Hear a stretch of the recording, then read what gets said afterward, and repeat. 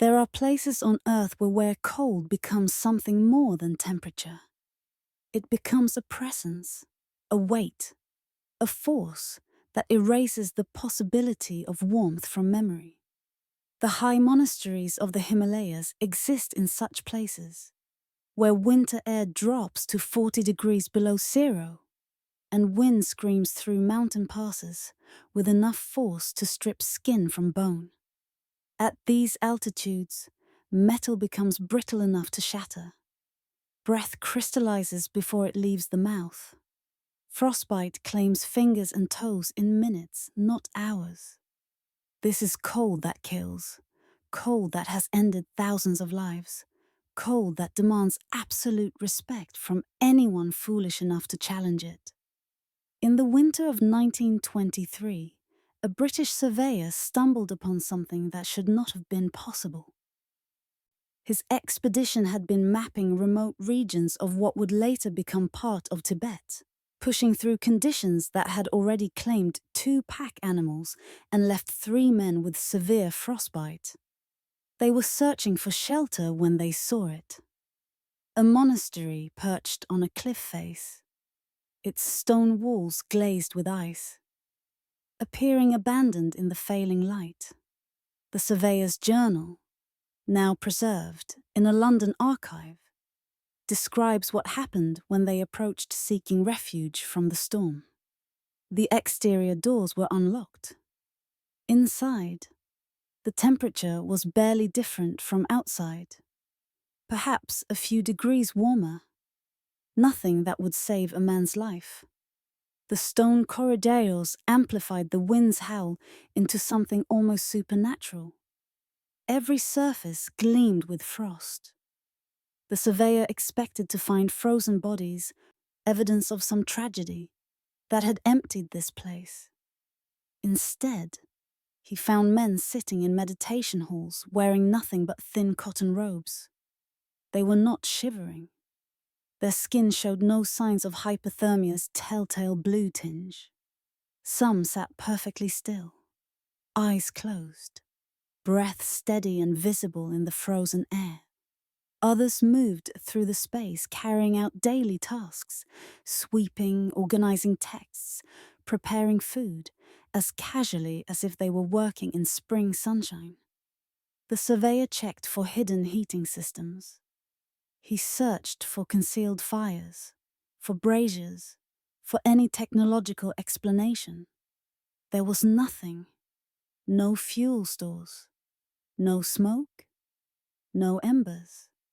Just stone walls, freezing air, and men who seemed completely unaware they should be dying. His journal entry becomes frantic at this point. He describes touching the arm of one monk to confirm the man was real, not a hallucination brought on by altitude sickness. The skin was warm, not cold, not room temperature. Warm, as if the man had been sitting by a fire. The surveyor pressed his freezing hands against his own face to confirm his sense of temperature wasn't broken. His hands were ice. The monk's arm was warm. The cognitive dissonance nearly broke him. Everything he understood about human physiology, about thermodynamics, about the basic requirements for survival, said this could not be happening. Yet it was. The monks offered tea and shelter. The surveyor and his men huddled together wearing every layer they possessed, shaking uncontrollably despite being indoors. Across from them, monks in single thin robes sat comfortably, occasionally stepping outside into the lethal cold to retrieve something before returning, seemingly unbothered. One elderly monk, the surveyor noted, wore no shoes. His bare feet touched stone floors that should have caused instant tissue damage. The feet were pink and healthy. The surveyor stayed 3 days. His journal contains increasingly desperate attempts to rationalize what he witnessed. Perhaps these men had different physiology, evolved over generations at altitude. Perhaps the cold wasn't as severe as his instruments indicated. Perhaps he was mad, but the numbers didn't lie. His thermometer read -38 Fahrenheit inside the meditation hall, and the monks, hour after hour, day after day, sat in their thin cotton robes, radiating an impossible warmth in rooms where his breath froze in the air. The British surveyor was not the first Westerner to witness something impossible in those mountains, nor would he be the last. Throughout the 19th and early 20th centuries, a pattern emerged in the journals and reports of explorers, missionaries, and colonial administrators working across Tibet, Bhutan, and the remote reaches of the Himalayas. The accounts were remarkably consistent, which made them all the more disturbing to the scientific establishment back in London, Paris, and Berlin. Trained observers, men and women educated in the empirical methods of Western science, kept describing the same phenomenon, and none of them could explain it. In 1879, a British medical officer stationed in northern India filed a report that was quickly buried in colonial archives. He had been called to examine monks at a monastery near the border, expecting to treat frostbite and cold-related illnesses common at that altitude. Instead, he found men who regularly spent hours outside in temperatures that dropped below -20 Fahrenheit, wearing only light fabric wraps. He measured their body temperatures. Normal. He examined their extremities for tissue damage. None. His report noted that these men showed no physiological signs of cold stress, despite exposure that should have resulted in severe hypothermia within 30 minutes. His commanding officers dismissed the report as observational error.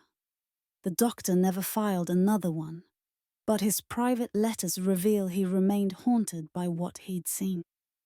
Alexandra David-Néel arrived in Tibet in 1911 with a reputation as both a serious scholar and a fearless traveler. She had studied Sanskrit, learned Tibetan, and approached Eastern philosophy with a combination of romantic fascination and genuine intellectual rigor. Unlike many Western visitors, she didn't just observe from a distance. She lived in monasteries, learned the language fluently, and earned enough trust that monks eventually agreed to demonstrate their practices for her. What she witnessed during a winter ceremony would become one of the most detailed accounts of Tammo practice ever recorded by a Westerner. The ceremony took place on a frozen lake shore at night. The temperature, measured by David-Néel's own thermometer, hovered around -15 Fahrenheit. Monks arrived wearing only cotton shawls, though. They sat on the ice in meditation posture, and attendants draped sheets soaked in ice water across their bare shoulders and backs. David-Néel expected some kind of performance, some trick that would make this appear more impressive than it was. What happened instead violated everything she understood about human physiology. Steam began rising from the wet sheets within minutes. Not the faint vapor of breath in cold air, but thick steam visible even in the darkness. The sheets began to dry, completely dry, as if hung before a fire. The monks remained motionless, eyes closed, their breathing slow and controlled. David-Néel moved closer, compelled by scientific curiosity, despite her growing unease. She could feel heat radiating from the nearest monk's body, enough warmth that her own freezing hands felt relief when she held them near his shoulder without touching. The sheet draped across him dried completely within 20 minutes. Attendants removed it and draped another wet sheet across his back. The process repeated. Then again. Some monks dried 3 sheets. One elderly practitioner dried 5 before the ceremony concluded. Davinel's published account triggered immediate skepticism in European academic circles. The explanations came quickly. She had been deceived by clever stagecraft. The extreme cold had impaired her judgment. She had succumbed to the mystical atmosphere and reported hallucination as fact. Perhaps the sheets weren't actually wet, or the temperature wasn't actually that cold. Each explanation had a fatal flaw. Davinel was an experienced traveler who had survived conditions that killed hardier men. She had measured the temperature with instruments. She had touched the wet sheets herself before they were placed on the monks. And crucially, she wasn't alone. Other witnesses, including skeptical Western observers, had seen similar demonstrations. In 1924, a German anthropologist spent 6 months studying monasteries across Tibet. His meticulously documented fieldwork included detailed temperature logs, photographs, and interviews with dozens of practitioners. He measured heat output using the primitive but reliable methods available at the time. Monks sitting in unheated rooms maintained skin temperatures significantly above ambient temperature for hours. Some could raise their peripheral body temperature, measured at fingers and toes, by over 15 degrees Fahrenheit within minutes of beginning their practice. This wasn't subtle. This wasn't measurement error. This was a massive, sustained thermogenic effect that had no explanation within Western medical understanding. The word impossible appeared frequently in these historical accounts, always followed by detailed evidence that the impossible was, in fact, happening. Freud couldn't explain consistency across decades and continents. Genetic adaptation couldn't explain why some monks in the same monastery could perform the feat while others couldn't. Mass hallucination couldn't account for measurable temperature changes recorded by instruments. Something real was occurring in those frozen meditation halls. The question was no longer whether it happened, but how. And more troublingly, why had no one thought to ask what these men ate for breakfast?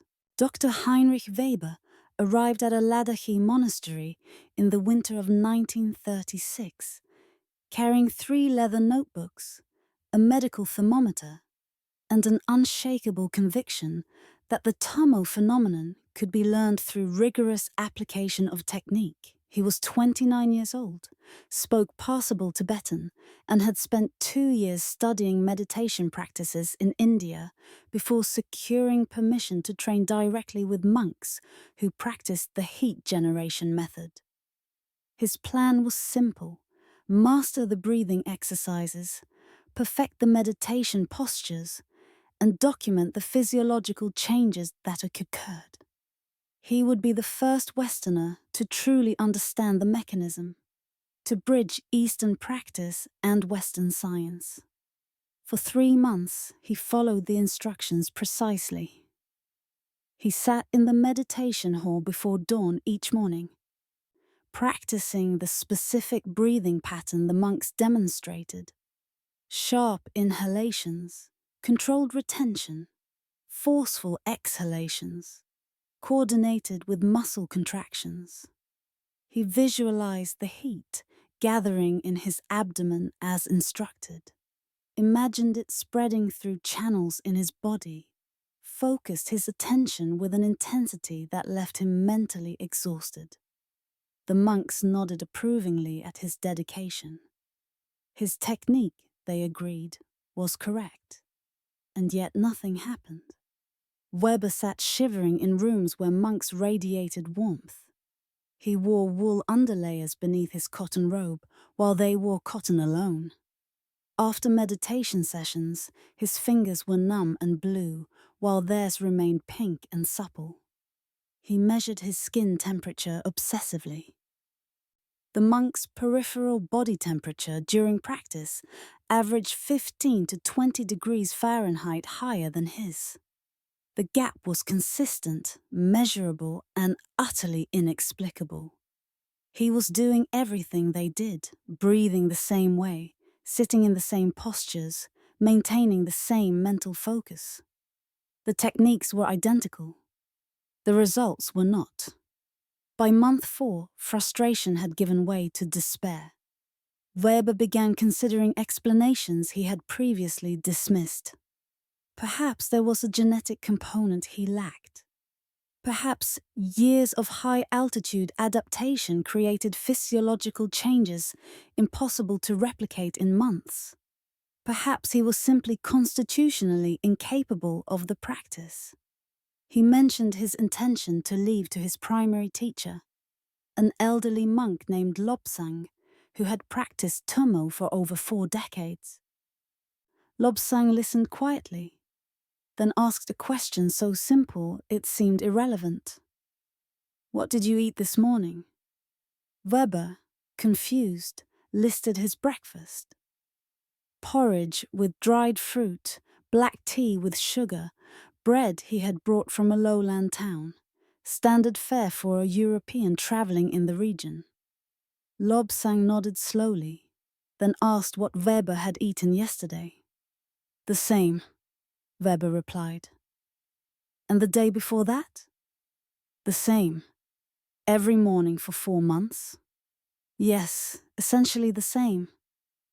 Why did it matter? Lobsang walked Weber to the monastery kitchen just before the morning meal. Weber watched as monks received their portions. What he had assumed was tea turned out to be something entirely different. A thick, oily liquid that coated the cups, yellowish and pungent. The monks drank multiple cups of this preparation, consuming it with a reverence that suggested ritual rather than mere breakfast. Alongside it came foods Weber had barely noticed during his stay. Hard, aged cheese that had to be sucked rather than chewed. Fermented preparations that smelled aggressively sour. Generous portions of butter mixed into barley flour, until the mixture was more fat than grain. Lobsang explained what Weber had missed. The breathing techniques and meditation were the control system. But the fuel source was diet. A body burning bread and porridge could not generate the same heat as a body burning the foods monks consumed during winter months. It was like expecting a wood fire and a coal fire to produce the same heat simply because both were lit with the same match. The ignition method mattered, yes, but the fuel determined the output. Weber spent the next week observing what the advanced practitioners ate versus what novice monks consumed. The pattern was undeniable. Every monk capable of strong heat generation followed a specific dietary protocol during winter. Novices who had not yet mastered the technique ate more like Weber, simpler, less fat-heavy foods. The diet wasn't just different. It was precisely calibrated, deliberately strange, and apparently essential. Against considerable personal discomfort, Weber changed his diet to match the advanced practitioners. The butter tea made him nauseous at first. The fermented foods tasted aggressively wrong to his palate. His digestion rebelled, but he persisted. After 3 weeks of strict adherence to the winter diet protocol, something shifted. During morning meditation, he felt warmth building in his core for the first time. Not imagined, not psychological, but physically real. After 6 weeks, he could maintain normal skin temperature in unheated rooms where he previously would have shivered. After 8 weeks, he dried his first wet sheet. The notebooks Weber filled during those final months contain a realization that would take science decades to fully understand. The monks hadn't been keeping a secret about meditation technique. They had been practicing a form of nutritional technology so sophisticated that Western medicine had no framework to recognize it. The impossible warmth began not in the mind, but in the morning meal. The monastery kitchen came alive an hour before dawn, when darkness still pressed against the stone walls and cold seeped through every crack. This was when the most important meal of the day began its preparation, though calling it a meal doesn't quite capture what it was. It was closer to alchemy, a precise transformation of ingredients into something that would fundamentally alter how the body processed energy for the next 12 hours.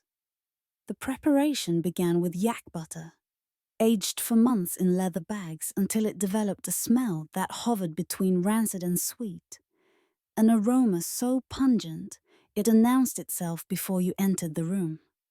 Monks carved dense chunks from these stores, weighing them with practiced hands. The quantities would shock anyone familiar with modern dietary advice. A single cup of the preparation could contain more than 100 grams of pure butter, nearly 900 calories from fat alone. And each monk would consume 3 to 4 cups before sunrise. The butter went into tall wooden churns along with black tea that had been boiled until it was almost black, reduced to its most concentrated essence. Salt came next, sometimes a surprising amount, along with a pinch of soda to help emulsify the mixture. Then came the churning, a rhythmic process that took genuine physical effort, the wooden plunger rising and falling with a steady beat, while prayers were recited in time with the motion. The sound echoed through the stone corridors, a percussion that marked the beginning of each winter day. What emerged from the churn bore little resemblance to tea as most people understand it. The liquid was thick, coated the inside of the cup with an oily film, and had a consistency somewhere between soup and beverage. The surface shimmered with fat, and when you lifted the cup, the contents moved slowly, heavily, like cream that had gone too far. The first sip coated everything. Mouth, throat, even the teeth felt slick afterward. The taste combined salt, butter, and a ghost of tea flavor, though the dominant sensation was richness, an almost overwhelming concentration of fat that sat heavy on the tongue. Senior monks drank this preparation with practiced ease, consuming their allotted cups in the span of 20 minutes. For some, especially larger monks or those who would spend extended periods outside that day, barley flour was mixed directly into the butter tea, creating a paste thick enough to require scooping rather than drinking. The caloric intake from this single morning ritual could exceed 2,000 calories, nearly all from fat, before the sun cleared the mountain peaks. This wasn't casual eating. The quantities varied by individual. Smaller monks received less. Those with faster metabolisms received more, and the most advanced practitioners, who could generate the greatest heat, often consumed the largest portions. Someone was calculating, adjusting, personalizing these preparations based on centuries of observation about what worked.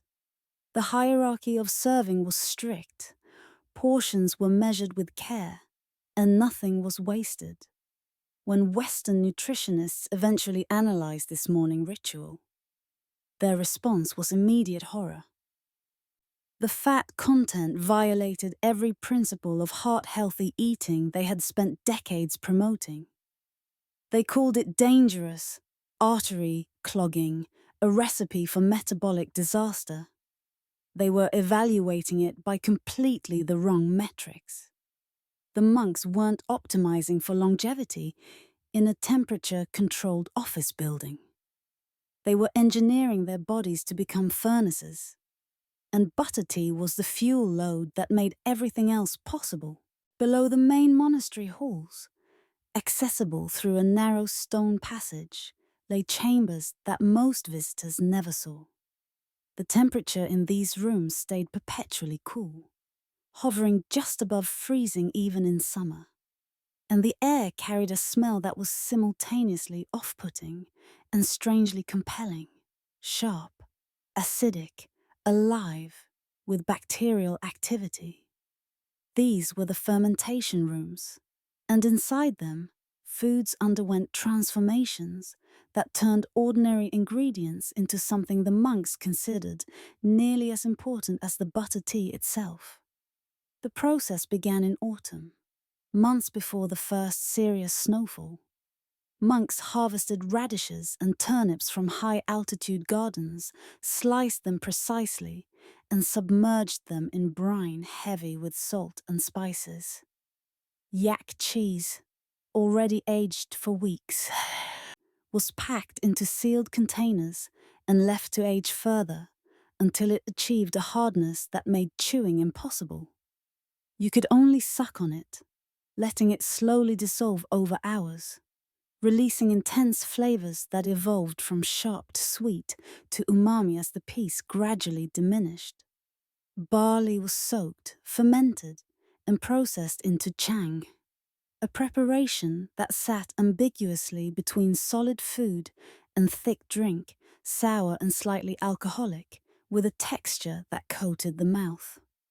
The quantities were calculated with precision that suggested centuries of refinement.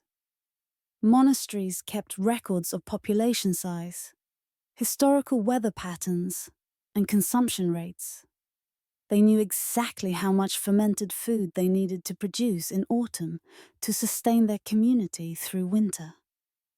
Running out wasn't an option at elevations where resupply was impossible for months. The mathematics of survival were built into their preparation rituals. What made these foods valuable wasn't immediately obvious.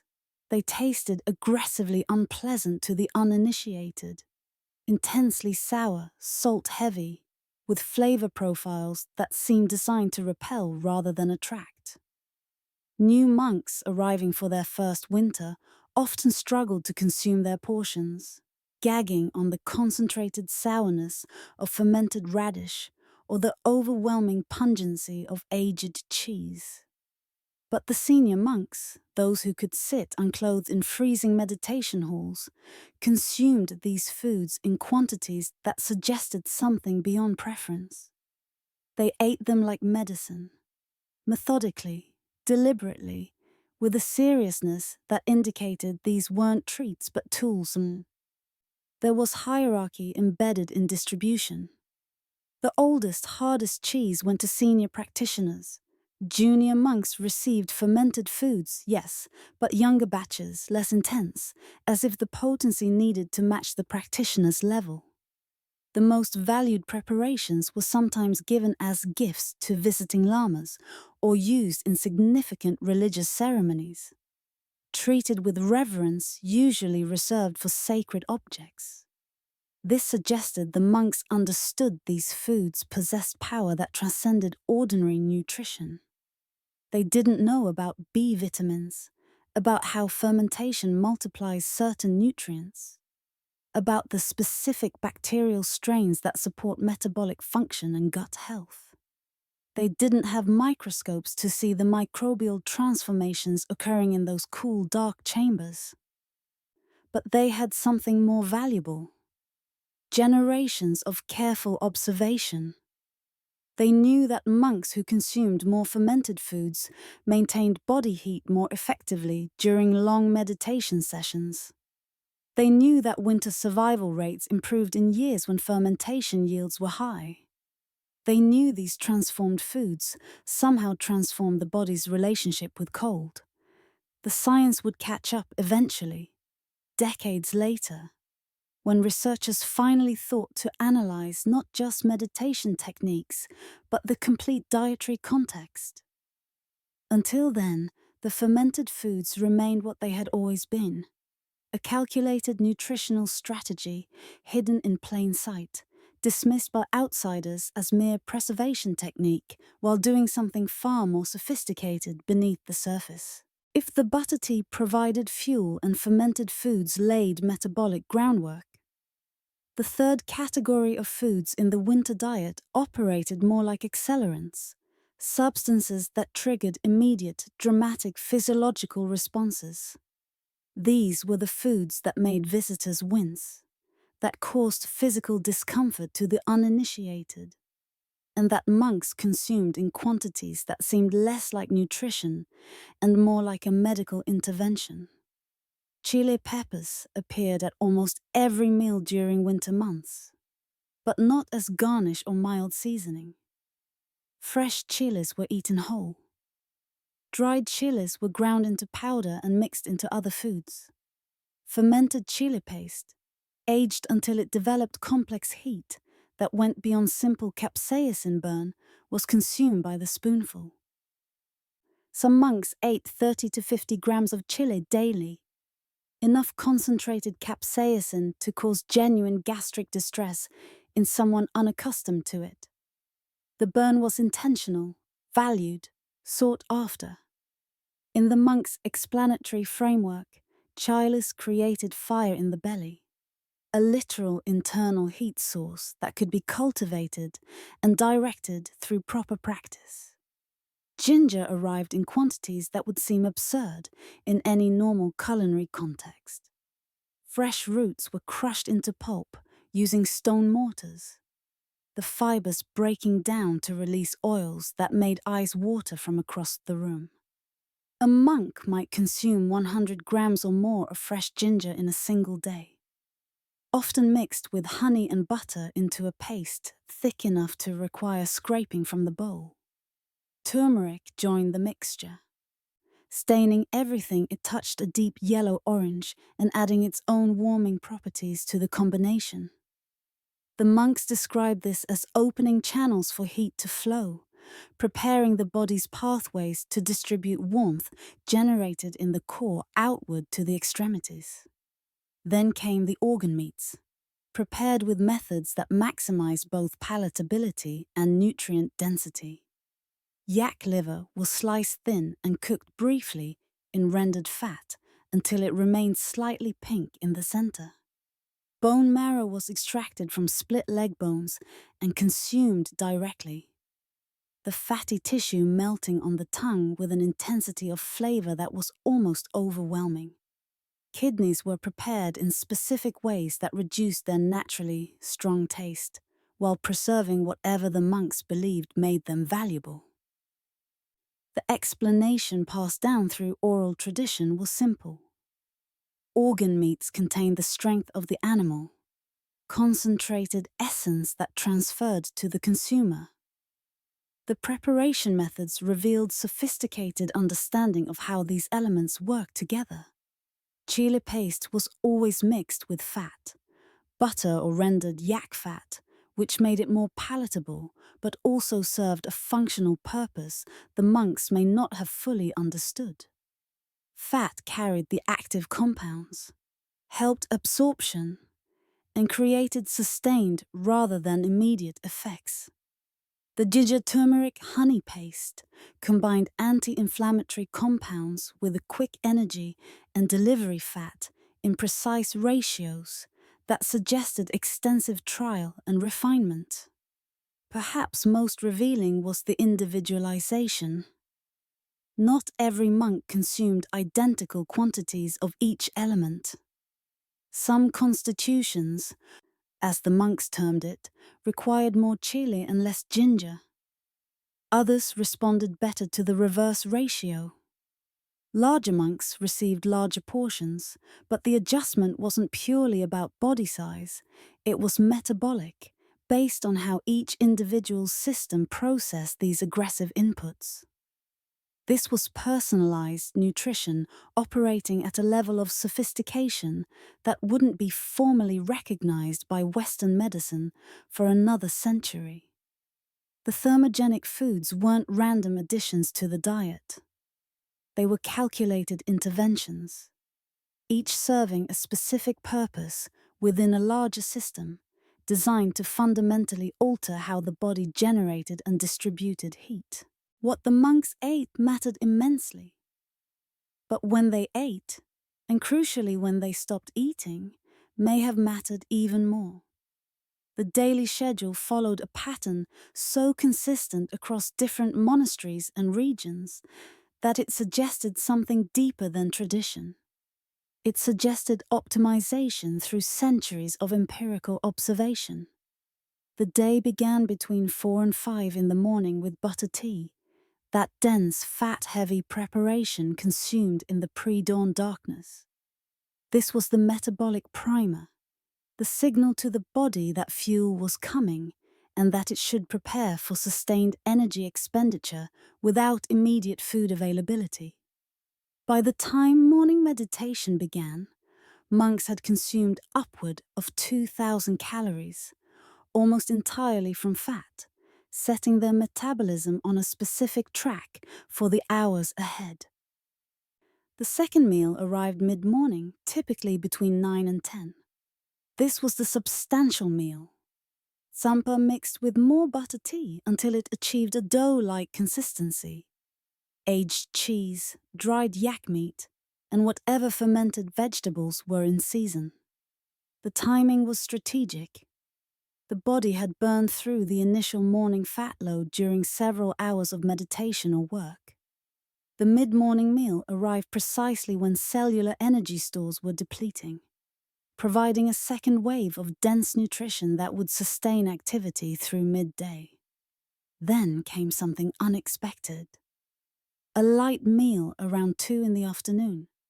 Perhaps more butter tea, some cheese, maybe a small portion of tsampa, and then nothing. No dinner, no evening snack, no food of any kind until the butter tea preparation began again the following dawn. The eating window closed at 3 in the afternoon, creating a fasting period of 14 to 16 hours every single day. This seemed counterintuitive, almost cruel. The coldest hours came after sunset and through the night. Common sense suggested that monks would need food during these times to maintain body heat, that calories consumed closer to bedtime would help them survive the freezing darkness. The reality was exactly opposite. Monks who ate dinner stayed colder. The fasting period was not deprivation, it was technology. The reasoning, preserved in oral teachings and monastery texts, was straightforward once you understood it. Digestion required enormous energy. Blood flow diverted to the stomach and intestines. Metabolic resources focused on breaking down food rather than generating heat. A monk who ate before bed spent the coldest hours of night digesting, his body's furnace redirected toward the gut instead of warming the extremities. A monk who finished eating by mid-afternoon had completed digestion by evening. His body, empty of food, but full of stored fat from the morning's massive intake, could redirect all available energy toward thermogenesis through the night. There were exceptions, carefully calculated. On nights of extreme cold, when temperatures dropped below -40, some senior monks consumed a small portion of butter or bone marrow just before sleep, perhaps 50 grams, enough to provide substrate for overnight heat generation without triggering full digestive processes. Before particularly intense meditation sessions designed to test heat generation capacity, similar small fat portions were permitted. But these were exceptions that proved the rule. The system was flexible, responsive to conditions, but the foundation remained. Compressed eating window, extended fasting, metabolic conditioning toward burning fat for fuel. The monks were practicing what modern science would eventually term fat adaptation and metabolic flexibility, forcing their bodies to become supremely efficient at using stored fat for energy. Fat metabolism generates more heat than carbohydrate metabolism, a byproduct of how cellular furnaces process different fuel types. By eating this way daily for months, monks train their bodies to default to the fuel source that produced the most warmth as a natural consequence of combustion. To understand what was happening inside the monks' bodies, you have to zoom in past tissue and blood, past the cellular membrane, into the microscopic machinery that keeps every human alive. Inside each cell exist tiny structures called mitochondria, thousands of them per cell, and if cells are houses, these mitochondria are furnaces. They take fuel, whatever you've eaten, and convert it into energy the body can use. But here's what matters. Different fuels make these furnaces burn very differently. When mitochondria burn carbohydrates, the process is efficient and clean. Most of the energy gets packaged into molecules called ATP, stored chemical energy the cell can use for work. Very little escapes as heat. It's like a modern furnace with excellent insulation, maximum efficiency, minimum waste. When mitochondria burn fat, especially under certain conditions, something different happens. The process becomes less efficient in terms of ATP production, but that inefficiency shows up as heat. Direct, immediate, body-warming heat released as a byproduct of metabolism. The furnace runs hotter, wastes more energy as warmth, and that waste was exactly what the monks needed. This process has a name in biology: uncoupling thermogenesis. Normally, the energy released from burning fuel gets coupled tightly to ATP production. But certain signals can uncouple this process, allowing energy to leak out directly as heat instead of being stored. The monks' diet and practices activated this uncoupling mechanism to an extraordinary degree, turning their cells into less efficient but much warmer furnaces. There's more. Not all fat tissue in the body is created equal. Most fat, the kind that accumulates around the waist and the thighs, is white adipose tissue, designed purely for energy storage. But humans also possess brown adipose tissue, and these cells are fundamentally different. They were packed with mitochondria, far more than normal cells, and their primary function isn't storage, but heat generation. They're biological space heaters. Most adults have very little brown fat, maybe a few ounces scattered around the neck and shoulders. Babies have more, which helps them survive, despite not being able to shiver effectively. As we age in temperature-controlled environments, this brown fat mostly disappears. The monks maintained significantly more brown fat than typical adults, and recent research suggests they may have actually grown more of it through their practices. The body responds to chronic cold exposure and specific dietary signals by converting some white fat cells into beige fat, a hybrid form that can activate thermogenic programs when needed. The process is similar to how muscles grow from repeated stress. Challenge the system consistently, provide the right nutritional support, and the body adapts by building more of what's needed. In this case, more cellular furnaces. Every component of the winter diet supported this transformation. The high-fat intake provided abundant fuel for the mitochondrial furnaces.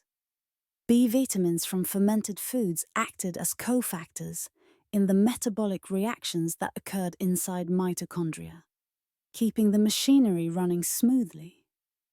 The spices, capsaicin from chiles, gingerol from ginger, directly activated thermogenic pathways, essentially turning up the dial on the uncoupling process. The fasting periods trained the body to switch rapidly into fat-burning mode, creating metabolic flexibility that meant monks could access their internal heat generation almost at will. Perhaps most remarkable, the combination of chronic cold exposure and high-fat diet didn't just activate existing mitochondria. It created more of them. Monks literally had more furnaces per cell than average people, more brown fat tissue, and more efficient uncoupling mechanisms. Their bodies had rebuilt themselves at the cellular level, becoming biological heating systems that modern science didn't fully understand until the 1990s, decades after the last traditional practitioners had begun to disappear. Generating heat inside your cells accomplishes nothing if that heat stays trapped in your core while your fingers and toes freeze. The human body faces a fundamental distribution problem in cold environments: how to move warmth from where it's produced to where it's needed. For most people in extreme cold, the body makes a brutal calculation. It constricts blood vessels in the extremities and skin, sacrificing the periphery to preserve the vital organs. Your hands go numb and white, your feet lose sensation, but your heart and brain stay warm enough to survive. This is why frostbite claims fingers and toes first. The body has deliberately cut them off from the heat supply. The monks' bodies did something that seemed physiologically backwards. Their blood vessels stayed open, wide open, flooding skin and extremities with warm blood even when external temperatures dropped to deadly levels. This should have been catastrophic, a rapid pathway to hypothermia as precious body heat radiated away through expanded surface blood vessels. Instead, it was the key to their cold tolerance. The mechanism centered on specific compounds in their diet, particularly capsaicin from chilies and gingerols from ginger. These substances trigger vasodilation, a relaxation and expansion of blood vessel walls. When you eat spicy food, you feel warmth spreading through your body, sometimes even breaking into a sweat. That's vasodilation in action. Blood vessels opening up and flooding tissue with increased circulation. For someone eating mild amounts occasionally, the effect is temporary and subtle. The monks consumed these compounds in quantities that created sustained, dramatic vasodilation that lasted throughout the day. In the 1980s, researchers finally measured this effect quantitatively. They brought Tibetan monks into laboratory settings and monitored blood flow in their hands and feet during controlled cold exposure. The results were stark. Monks maintained blood flow to extremities at roughly 300% higher levels than control subjects in identical conditions. While test subjects' hands rapidly went pale and cold, the monks' hands stayed pink and warm. The difference wasn't subtle. It was the gap between functional hands and frostbitten tissue. But this created an apparent paradox. Open blood vessels in extreme cold should mean rapid heat loss, yet the monks stayed warm. The answer lay in the scale of their internal heat production. The mitochondrial furnaces were burning so intensely, producing so much excess heat from fat metabolism, that even with blood vessels wide open and heat radiating from the skin, the core stayed warm. It was like having a massively oversized heating system in a poorly insulated house. The system was powerful enough that even with heat escaping, the interior stayed comfortable. The fermented foods played a supporting role here as well, though more subtly. Compounds produced during fermentation support endothelial function, the health of blood vessel linings, and reduce systemic inflammation that can impair circulation. Healthy, flexible blood vessels respond better to vasodilatory signals than damaged, inflamed ones. Perhaps most revealing was the timing strategy embedded in the diet. Consuming spices mixed with fat in the morning butter tea created sustained effects throughout the day.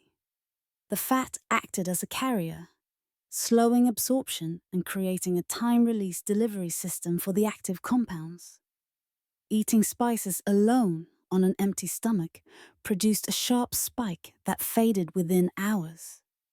Mixed with butter and consumed at dawn, the vasodilatory effect lasted 12 hours or more, keeping the heat distribution network open precisely when it was needed most. The monks had discovered that generating heat was only half the solution. The other half was engineering their circulatory system to distribute that heat effectively, maintaining blood flow to extremities when every instinct of normal physiology would shut it down. They turned their bodies into heat distribution networks, and the dietary compounds kept those networks operational in conditions that would have frozen anyone else's hands solid. Generate heat, distribute it efficiently. But if you can't keep that heat from escaping, you're just warming the air around you while your core temperature drops.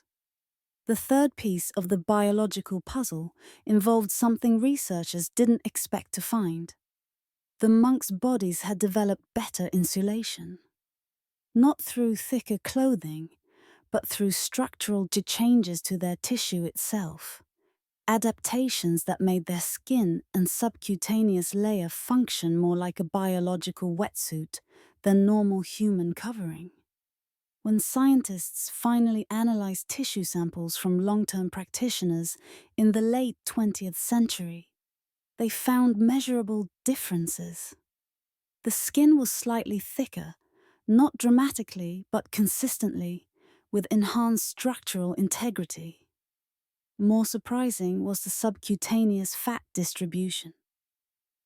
The monks weren't obese by any measure, but they carried a thin, even layer of fat directly beneath the skin that didn't match normal storage patterns. Most people accumulate fat in specific depots, around the abdomen, hips, thighs, leaving other areas relatively lean. The monks' insulating fat was distributed uniformly, a consistent thermal barrier that wrapped the entire body. This fat wasn't inert storage tissue. The cellular composition suggested something closer to the beige fat mentioned earlier. Metabolically active cells that could be recruited for heat generation when needed. The chronic high-fat diet, combined with adequate protein from organ meats and micronutrients from fermented preparations, provided the building blocks for this specialized tissue development. The body allocated incoming dietary fat not just to storage, but to functional insulation that served an immediate survival purpose. The skin itself developed different thermal properties. It conducted heat more slowly than control subjects' skin, measured precisely in laboratory settings. Less heat escaped through the barrier, more stayed trapped inside. Part of this came from increased oil production. The skin of experienced practitioners felt distinctly more supple, slightly waxy, as if coated with a natural waterproofing layer that also happened to reduce thermal conductivity. Wind and moisture, two factors that dramatically accelerate heat loss, had reduced effect on skin that repelled water and resisted air penetration at the microscopic level. Then there was the gut, an organ system that turned out to be far more relevant than anyone initially suspected. The fermented foods that formed such a large part of the winter diet delivered specific bacterial strains directly into the digestive system. Over weeks and months, these microorganisms reshaped the gut microbiome, creating a bacterial community profile distinctly different from people eating modern diets. Recent research has revealed that gut bacteria influence far more than digestion. They affect inflammation levels, hormone signaling, and even how the body processes and stores dietary fat. Certain bacterial strains appear to favor the conversion of dietary fat into thermogenic brown and beige fat, rather than inert white storage fat. The monks were unknowingly cultivating microscopic partners, millions of bacteria trained through diet to process food in ways that supported heat retention and generation. These weren't permanent residents. The microbiome composition shifted based on current diet. When monks broke from the winter protocol during warmer months or festivals, their heat generation capacity diminished noticeably within 2 to 3 weeks. Returning to the strict winter diet required another 2 to 3 weeks of consistent eating before full thermogenic capacity rebuilt itself. The system was dynamic, trainable, responsive. Not genetic inheritance, but acquired adaptation, built through sustained practice and maintained through continued adherence. The body could be taught to insulate itself more effectively. But the lesson had to be reinforced daily through the precise inputs the winter diet provided. Without those inputs, the adaptation faded. Proof that what the monks had achieved wasn't innate, it was cultivated. Individually, each element of the winter diet created specific physiological effects.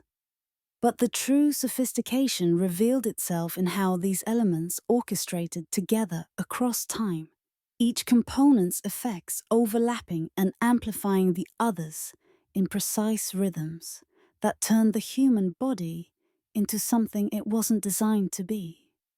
A self-regulating heating system capable of maintaining warmth in conditions that should have been lethal. Picture a complete winter day in the life of a practiced monk. 4 in the morning, pre-dawn darkness, the butter tea preparation begins. Within 30 minutes of consumption, fat oxidation ramps up dramatically as the body receives its metabolic marching orders: burn fat, generate heat, prepare for sustained output.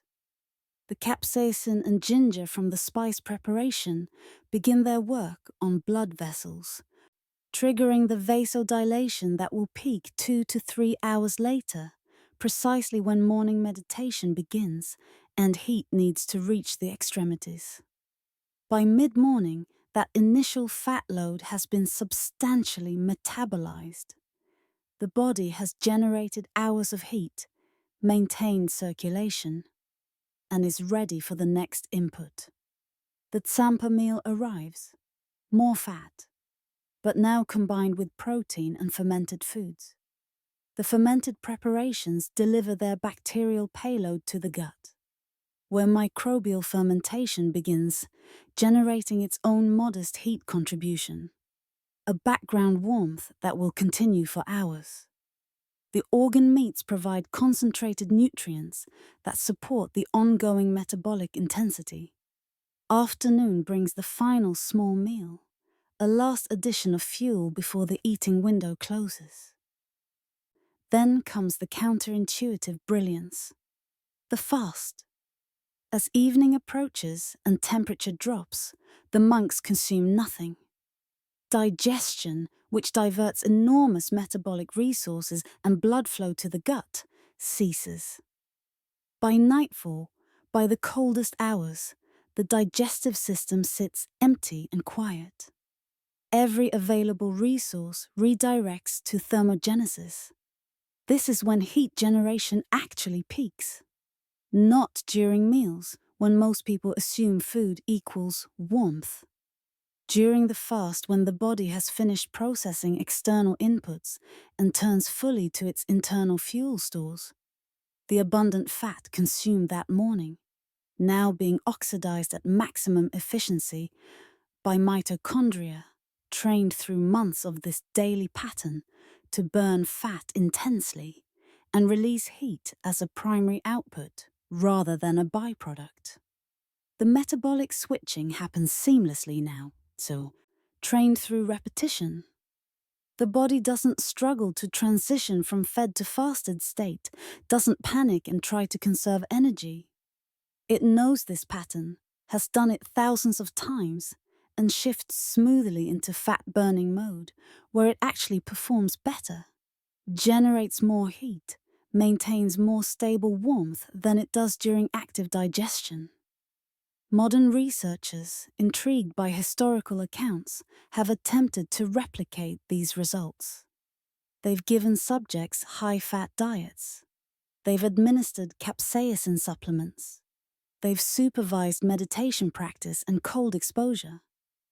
Individually, these interventions produce modest, inconsistent results.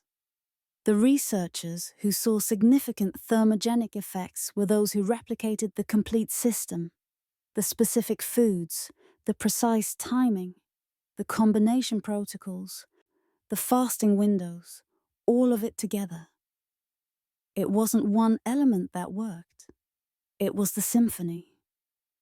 Each component played its part at exactly the right moment, and the timing of those moments had been refined over centuries to create maximum effect.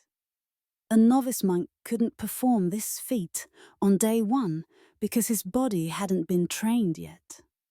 The metabolic adaptations, the increased mitochondria, the enhanced brown fat, the shifted microbiome, the improved insulin sensitivity, the seamless fuel switching required 3 to 6 months of consistent practice to fully develop. The sophistication of this system raises an uncomfortable question. How did monks living in isolated mountains, without microscopes or biochemistry textbooks, discover these precise strategies centuries before modern science existed? The answer lies in something we've forgotten how to do. Systematic observation across generations, treating the human body as a laboratory and survival as the ultimate experimental endpoint. To understand how this knowledge came to exist, you have to go back centuries, perhaps 1,000 years or more, to when the first Buddhist communities began establishing permanent settlements in the highest, coldest regions of the Himalayas. These weren't casual retreats or summer camps. These were year-round monasteries, perched at altitudes where the air itself was thin enough to make breathing labored, where winter was not a season, but a siege that lasted 6 months and killed without mercy. The early monks faced a problem that had no obvious solution. They needed to survive in conditions that human bodies weren't designed to handle, without the resources that normally made such survival possible. They tried the apparent solutions first. More clothing seemed logical, but wool and fur became liabilities at extreme altitude. They absorbed moisture from breath and sweat, then froze solid, creating shells of ice that drew heat away faster than naked skin. More fires made sense, but fuel was catastrophically scarce above the tree line. Yak dung burned poorly at altitude. Wood had to be carried up impossible slopes at enormous effort. Architectural solutions offered little help. Stone buildings without modern insulation were barely warmer than the outside air. So monks died, frequently, from frostbite that turned fingers black and necessitated amputation, from hypothermia that began as confusion and ended in fatal sleep, from illnesses that thrived in bodies weakened by constant cold stress. The mortality rate in early high-altitude monasteries must have been staggering, though the records from that era are sparse and the dead tend not to leave detailed journals. But some monks survived better than others, and the survivors noticed patterns. A monk who had consumed unusually large amounts of yak butter during a particularly harsh week worked longer outside without visible distress. Another, who had eaten extensively from autumn's fermented vegetable stores, seemed more resistant to the cold that killed his brothers. A third, who habitually stopped eating in mid-afternoon, slept warmer than those who consumed evening meals. These observations accumulated slowly, passed verbally between practitioners, tested and retested across winters that served as brutal natural experiments.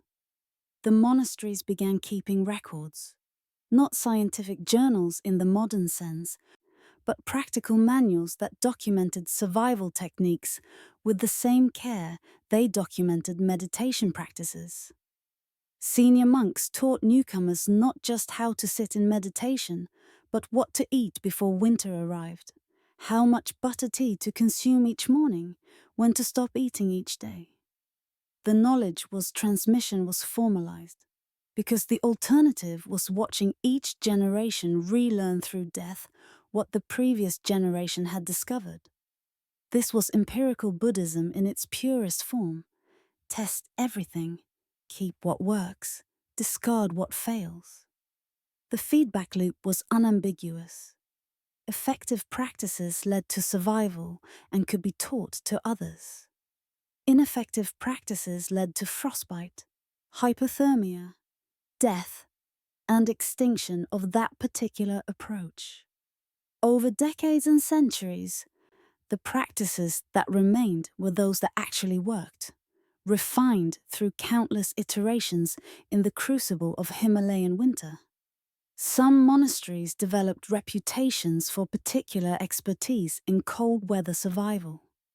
Monks would travel enormous distances, risking dangerous passes and long journeys, specifically to learn these techniques from masters who had proven their effectiveness by simply staying alive where others died. This created knowledge networks spanning regions, with traveling teachers carrying practices between communities and testing them in different conditions. A technique developed in Tibet might be modified for Kashmir's slightly different climate and available foods, then carried to Mongolian monasteries, where it would adapt again. The dietary practices evolved continuously. The Kashmiri winter protocol differed in details from the Tibetan version, which differed from Mongolian applications, each adapted to local food availability and specific environmental conditions. But the underlying principles remained consistent across variations. High fat intake concentrated in morning hours, fermented foods providing microbial support, thermogenic spices in substantial quantities, compressed eating windows, and systematic fasting periods. These principles survived because they worked, tested in the most rigorous laboratory imaginable. One where failure meant you didn't live to try again. The sophistication of what emerged wasn't planned by any single genius. It was discovered collectively across generations, each adding small refinements to inherited knowledge. The whole edifice built on observation, experimentation, and the unforgiving selection pressure of survival at the edge of human physiological limits. The monks weren't working blind. They had a theoretical framework, inherited from centuries of Tibetan, Indian, and Chinese medical tradition, that provided structure for their observations and guided their experimentation. This framework would be considered scientifically inaccurate by modern standards. It described anatomical structures that don't literally exist, and energy flows that can't be measured with instruments. Yet this supposedly wrong model led to nutritional strategies that modern biochemistry is only now validating. Sometimes the map doesn't need to match the territory precisely. It just needs to be useful enough to get you where you're going. traditional Tibetan medicine described the body as containing channels called ot, pathways through which winds called relung flowed, carrying heat and vital energy to every part of the system. These weren't metaphors. Practitioners treated them as concrete physiological reality, mapping them in detailed diagrams that showed major channels running along the spine and branching outward to the limbs and organs. Modern anatomy finds no such structures. There are no physical tubes matching these descriptions, no measurable winds flowing through them. But look closer at what these channels actually represented functionally, and something interesting emerges. The major channels mapped remarkably closely to the spine and nervous system, to major blood vessels and circulatory pathways. The winds, described as carrying heat and life force, corresponded reasonably well to what we now understand as metabolic energy, blood flow, and heat distribution through the body. The model was anatomically wrong but functionally useful. It gave monks a language to describe internal sensations and physiological states that let them systematically experiment with practices that affected those states. This framework directly shaped dietary choices. Foods weren't classified by calories or nutrient ratios. Those concepts didn't exist yet. Instead, they were categorized as heating or cooling based on centuries of collective observation about their effects on the body's internal state. Butter, meat, and spices fell into the heating category. Vegetables and most grains were cooling or neutral. These classifications seem primitive until you realize they correlated closely with measurable thermogenic effects. Foods classified as heating genuinely did increase metabolic heat production. The theory was pre-scientific, but the observations underlying it were sound. The framework enabled personalization that was sophisticated for any era. A monk with what was termed a cold constitution, someone who struggled to generate heat, who felt perpetually cold, who we might now describe as having a slower metabolism, received larger portions of heating foods and smaller portions of cooling ones. A monk with a hot constitution, someone who generated heat easily and risked overheating during intensive practice, ate a more balanced mix. This was individualized medicine operating centuries before genetics or metabolic typing became formal concepts. Crucially, the philosophy wasn't treated as revealed truth that couldn't be questioned. It was a working model, useful precisely because it was flexible enough to incorporate new information. When a dietary practice aligned with theoretical predictions but didn't produce expected results, monks investigated why. Perhaps the food quality was poor, or the preparation method needed adjustment, or the timing was wrong. The theory guided experimentation, but observation had final say. This adaptability showed most clearly when new foods entered the system.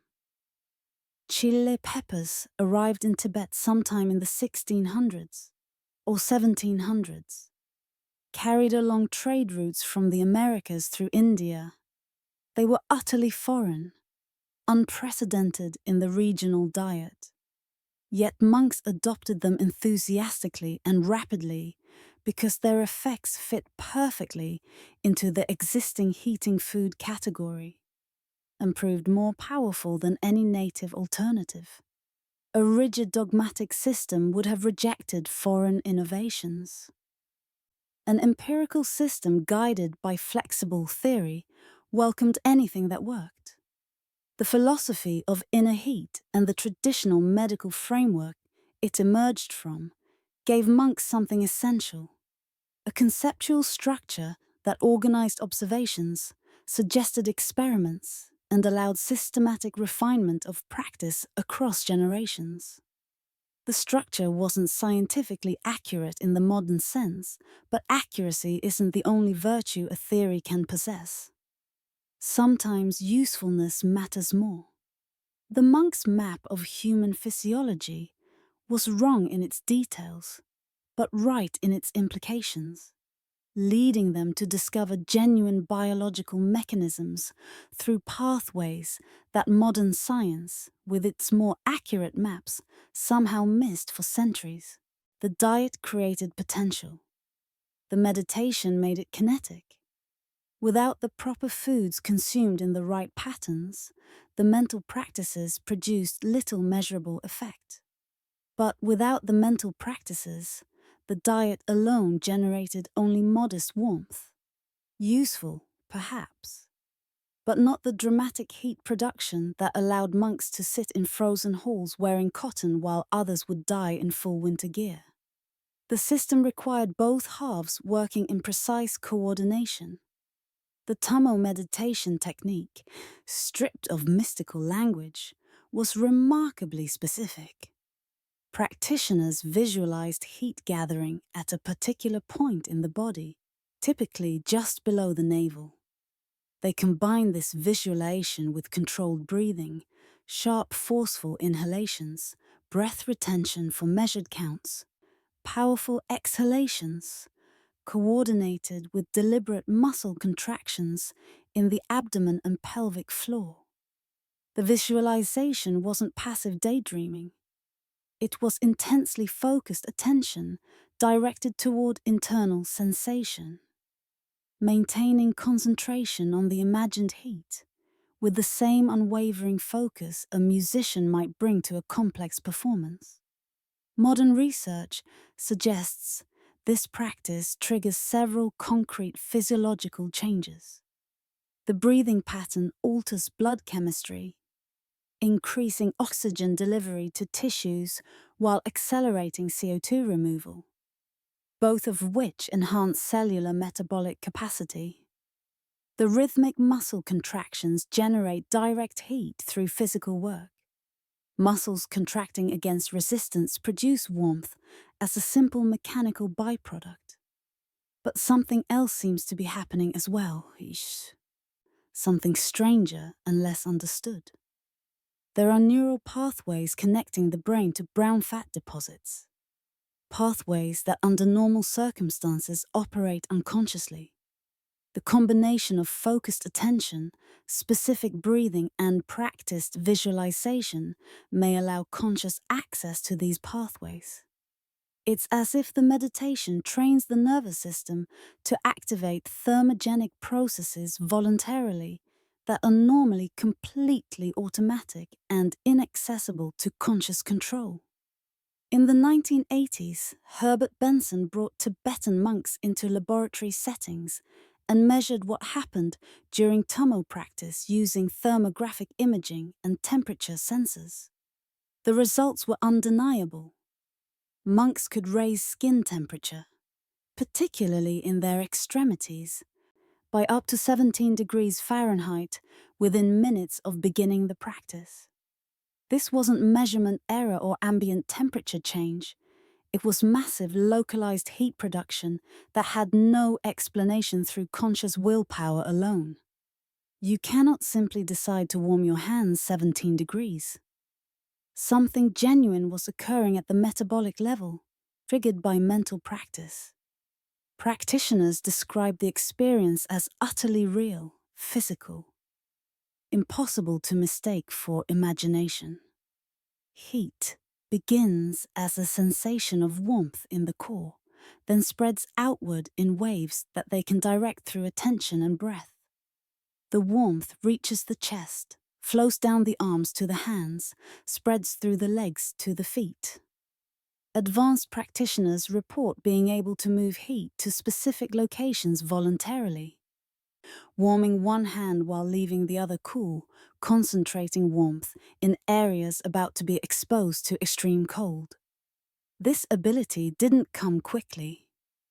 Novice monks might practice for years before experiencing even subtle warmth sensations.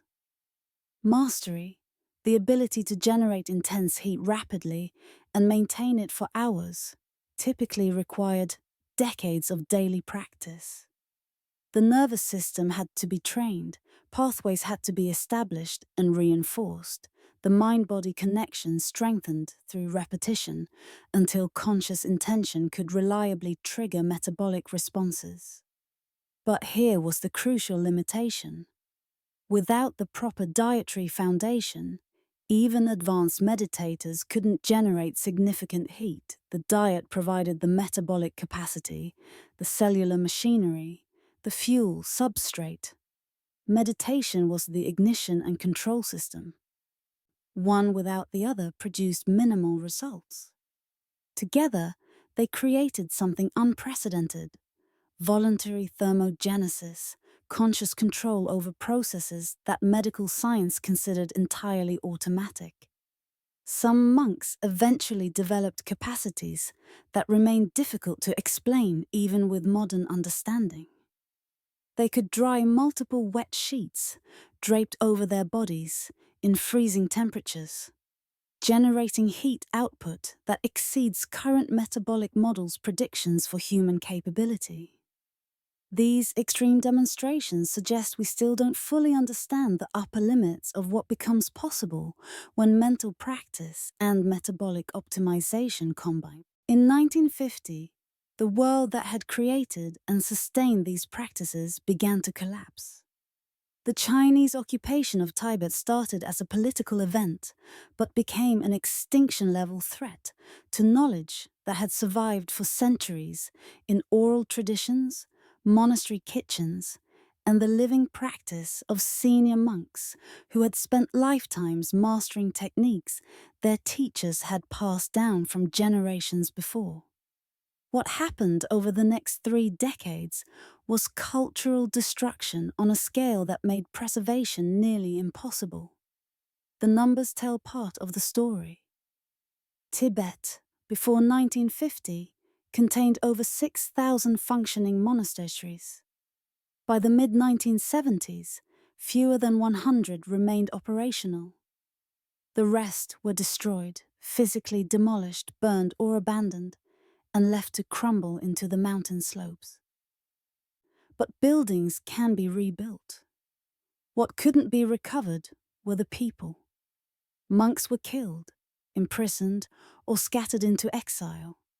Many of the senior practitioners, the ones who held complete knowledge of the winter diet protocols and advanced meditation techniques, died without students to receive their teaching. Oral traditions break when there's no one left to listen. The knowledge didn't die all at once. It bled away slowly, incompletely, in fragments. Some monks escaped to India and Nepal, carrying what they could remember across Himalayan passes in desperate flights that often ended in death from exposure or altitude. Those who survived arrived in refugee camps with nothing but memories of their training. They tried to teach, tried to preserve what they knew, but the context that made the knowledge practical had been stripped away. There were no high-altitude monasteries in the Indian lowlands, no harsh winters that made heat generation a survival necessity, no supplies of yak butter or fermented preparations made according to century-old protocols. There's a painful irony in the timing. Just as these practices were being destroyed in their homeland, Western scientists were finally beginning to take them seriously. Researchers who had dismissed Tibetan meditation as superstition were starting to design studies, request access to practitioners, recognize that something genuine was occurring. But by the time funding was secured and research protocols designed, many of the most accomplished masters were dead, or too elderly to participate in studies that required physical rigor. One senior monk, who fled in 1959, carrying nothing but his memories, spent 30 years in Dharamsala trying to transmit Tummo and the winter diet to anyone who would learn. He found few takers. Young Tibetan refugees, growing up in Indian heat, saw no reason to master techniques for surviving cold they'd never experienced. Western students came occasionally, drawn by exotic promise, but balked at the dietary demands, eating enormous quantities of butter, fermented foods that burned the mouth, handfuls of chili peppers. These weren't romantic spiritual practices. They were harsh, uncomfortable, and without the immediate survival pressure that had motivated Tibetan monks in frozen monasteries, most students quit within weeks. Even in communities that successfully preserved Tibetan Buddhism, the complete system began to erode. Lower altitudes meant less metabolic stress. Warmer climates reduced the urgency of heat generation. Different available foods meant traditional recipes couldn't be replicated exactly. Modern packaged foods crept into diets. Convenient, standardized, nothing like the aged butter and months fermented preparations the system required. Younger monks grew up in conditions so different from the high Himalayan environment that the practices their grandfathers had mastered seemed increasingly irrelevant. The knowledge was preserved, but mostly as memory and theory rather than living practice. Texts were saved, yes. Meditation techniques were taught, certainly, but the complete integrated system, the specific dietary protocols timed to seasonal changes, the individualized food ratios, the preparation methods refined over generations, that faded faster than anyone wanted to admit. In a single generation, knowledge refined over 1,000 years nearly vanished, not because it didn't work, but because the world that had created it was destroyed, and the world that received its refugees had no use for what it offered. Even as the traditional practices faded, a small number of Western researchers refused to let the knowledge disappear entirely. Beginning in the 1980s, they began what amounted to a rescue mission, racing to study the remaining practitioners before the last generation who had learned the complete system in traditional monastery settings died out.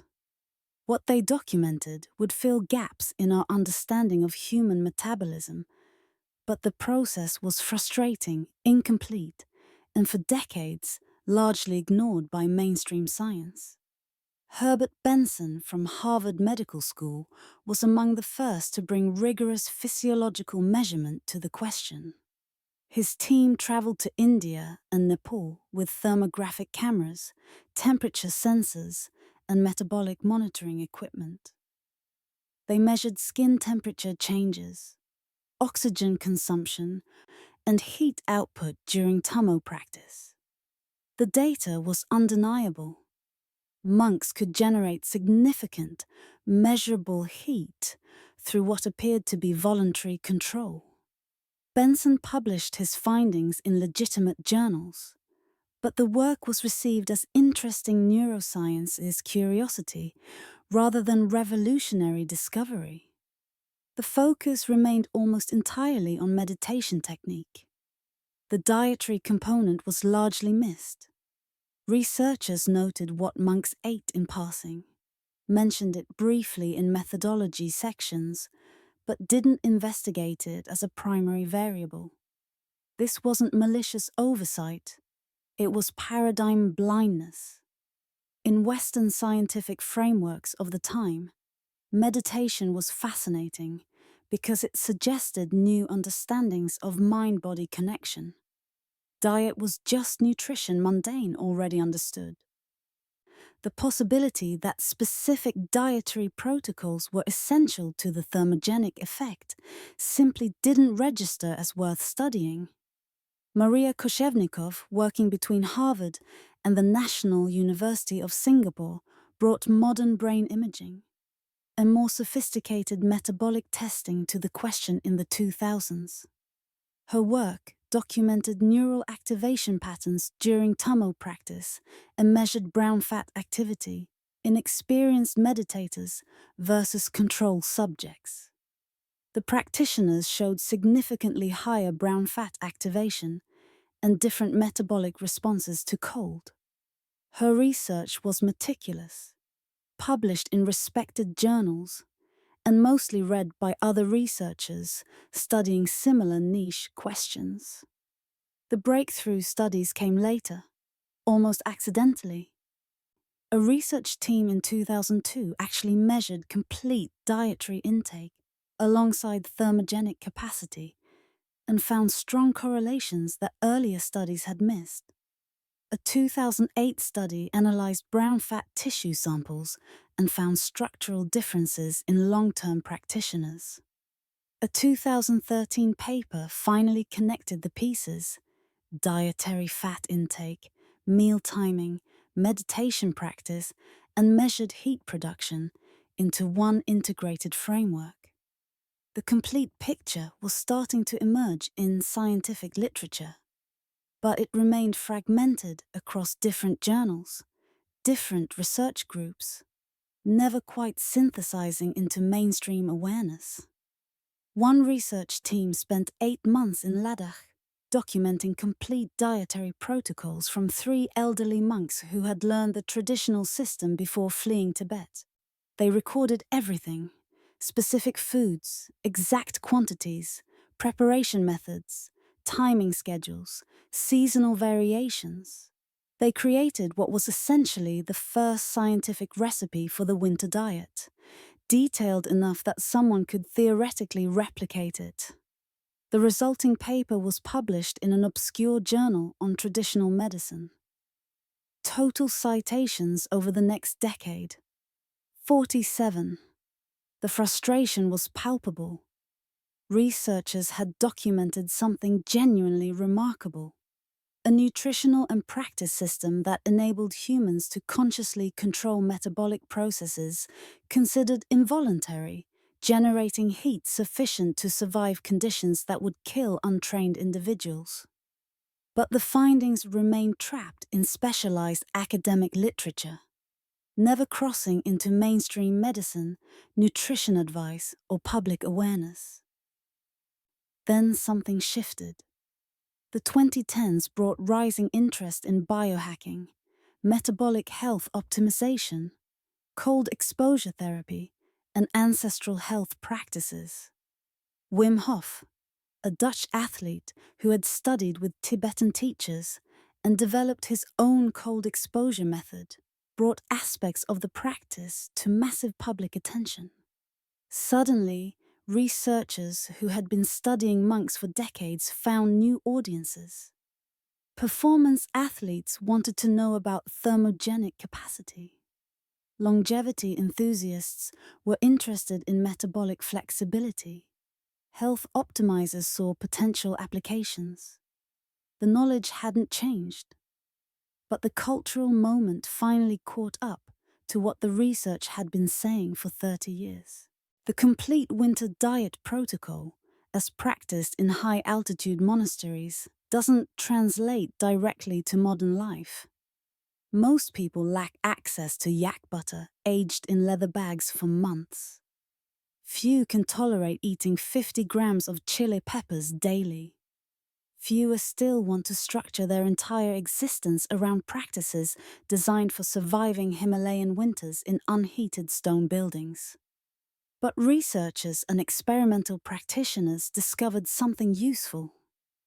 You don't need the complete extreme system to benefit from the principles embedded within it. The extraction of high-leverage elements began quietly, often without explicit connection to the monastic practices. Bulletproof coffee, coffee blended with butter and MCT oil, consumed as a morning fuel, became popular in biohacking communities in the early 2000s. Practitioners reported sustained energy, reduced hunger, improved cold tolerance, and enhanced mental clarity. They thought they had discovered something new. They had actually recreated a modified version of butter tea, unknowingly replicating the monk's morning fat-loading protocol.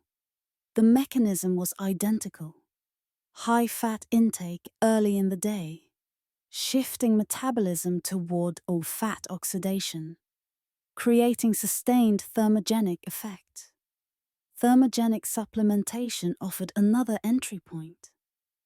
Capsaicin extract, concentrated ginger compounds, and other spice-derived substances became available in standardized doses. Someone could now get the vasodilatory and metabolic effects of the monk's extreme spice consumption without actually eating quantities that would cause gastric distress. The delivery mechanism differed, but the biochemical outcome remained similar. Activated thermogenic pathways, enhanced circulation, increased heat production. Cold exposure training exploded in popularity through the 2010s, partly through Wim Hof's influence. People began practicing cold showers, ice baths, and outdoor cold adaptation while modifying their diets toward higher fat intake.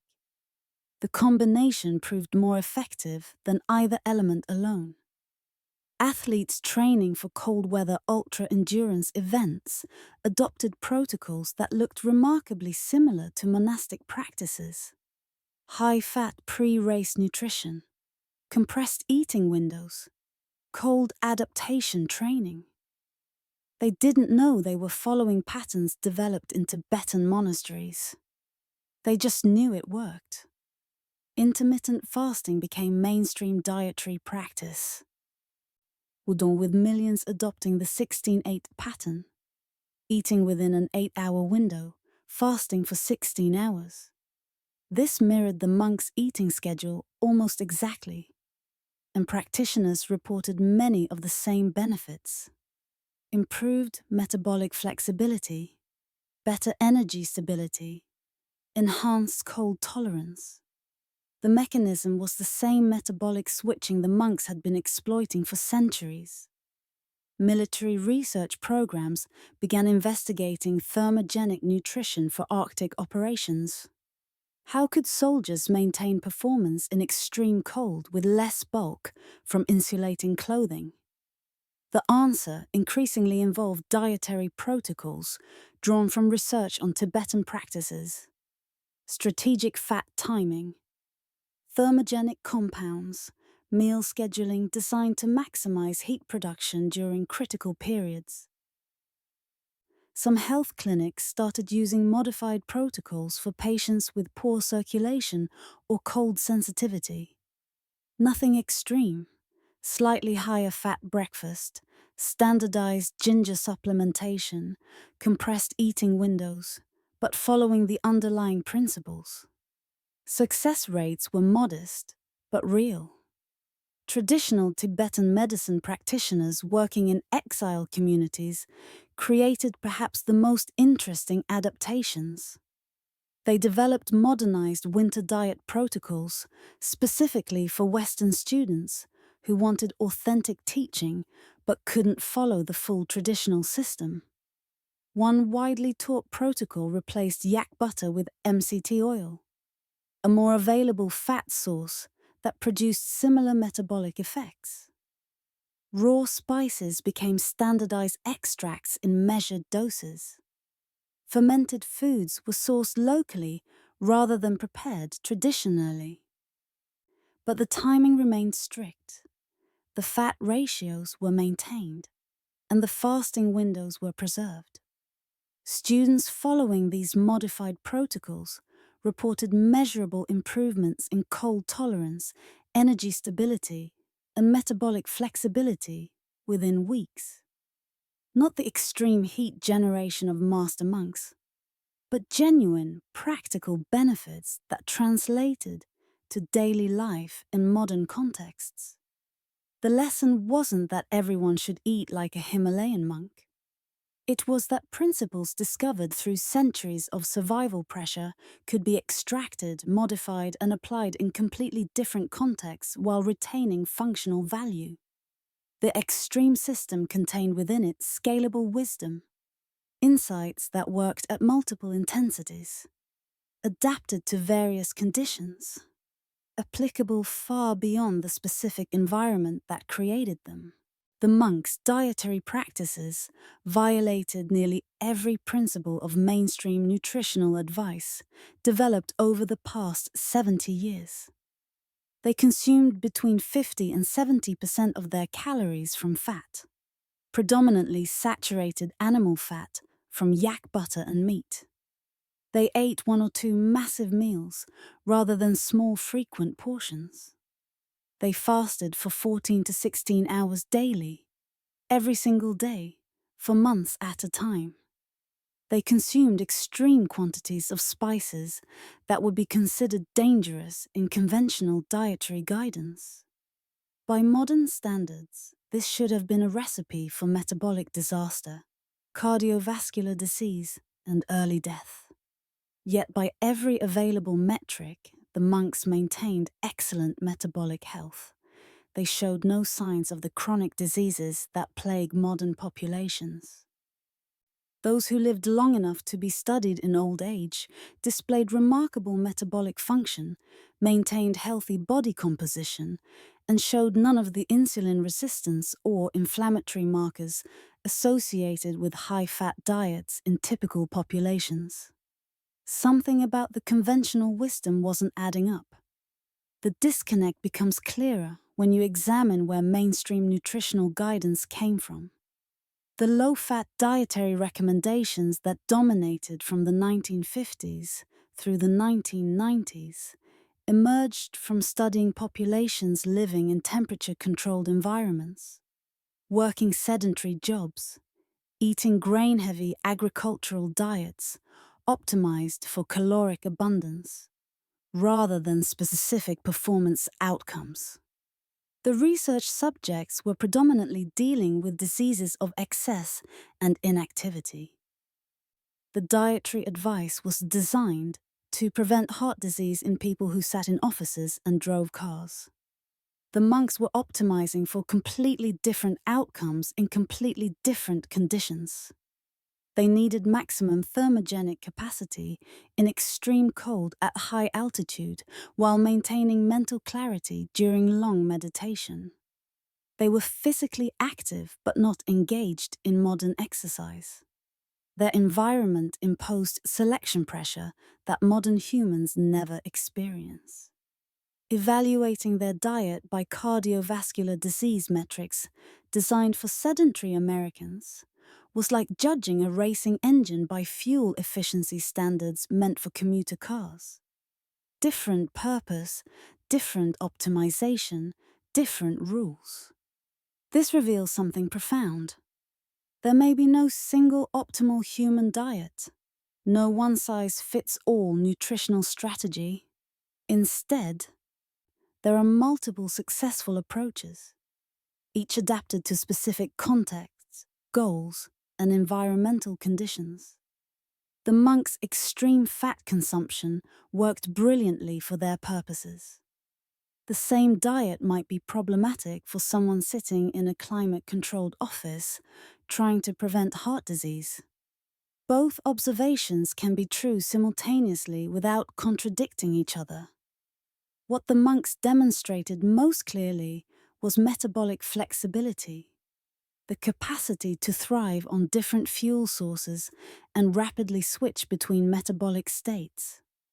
Their bodies became supremely efficient at burning fat, generating the heat they needed for survival. But during warmer seasons, historical records suggest they shifted to more balanced diets, incorporating larger amounts of grains and vegetables. Their metabolism was adaptable, not locked into one mode. They could switch fuel sources seamlessly, extracting maximum utility from whatever nutritional strategy their current conditions required. This flexibility may be what modern metabolism has lost. Contemporary bodies, fed consistent macronutrient ratios year-round in stable temperatures, often become metabolically rigid. They can efficiently burn glucose from constant carbohydrate intake but struggle to access fat stores. They function well when fed every few hours, but falter during even modest fasting. They've lost the ability to switch fuel sources smoothly, and this metabolic inflexibility may underlie many modern health problems. Diabetes, obesity, metabolic syndrome. These conditions share a common feature of metabolic rigidity. The body has forgotten how to efficiently use its own fat stores for fuel. It depends on constant external glucose supply. Blood sugar regulation becomes unstable. Energy levels crash without regular feeding. The system has lost its adaptive range, becoming fragile and dependent rather than flexible and resilient. The monks' practices, extreme as they were, represented the opposite extreme. Profound metabolic flexibility, developed through daily practice. This insight is driving new research directions. Scientists are investigating intermittent fasting not as weight loss strategy, but as metabolic flexibility training. Ketogenic diets are being studied for their effects on metabolic switching capacity. Cold exposure protocols are being examined for their metabolic adaptation benefits.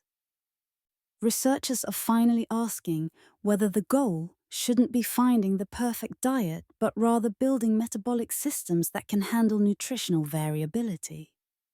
Everything mainstream nutrition taught about fat, fasting, and metabolism emerged from studying one narrow slice of human experience. Modern populations in controlled environments eating consistent diets. The monks proved that in different conditions, with different practices, the rules change completely. They didn't break the laws of metabolism.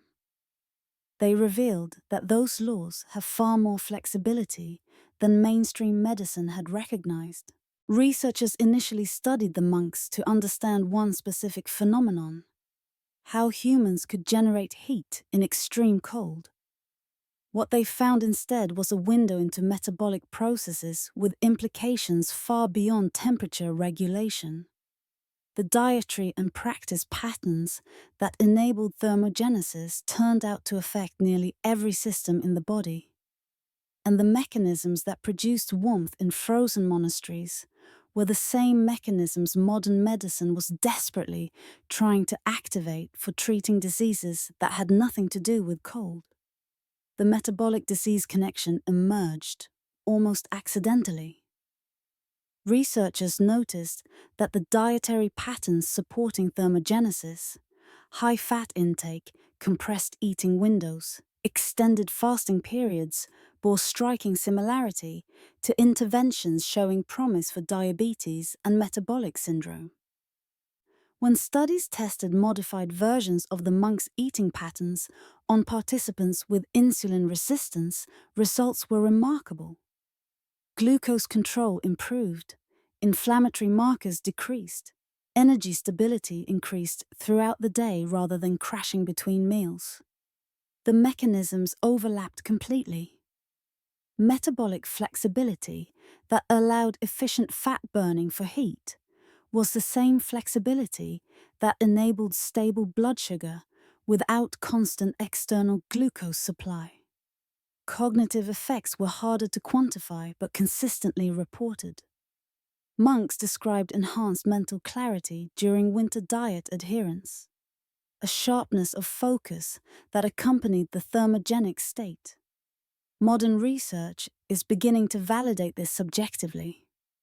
The metabolic condition induced by high fat intake and fasting, elevated ketone production, stable energy availability, enhanced cerebral blood flow creates an environment where brain function thrives. Researchers are now investigating whether similar protocols might benefit conditions ranging from age-related cognitive decline to neurodegenerative diseases. The diet that kept bodies warm might also keep minds sharp through mechanisms that overlap more than coincidentally. The immune observations were among the most surprising. Monks living in harsh conditions with minimal modern sanitation reportedly maintained low infection rates, unusual for populations under constant environmental stress. The fermented foods that formed such a large part of their diet delivered massive doses of beneficial bacteria directly to the gut.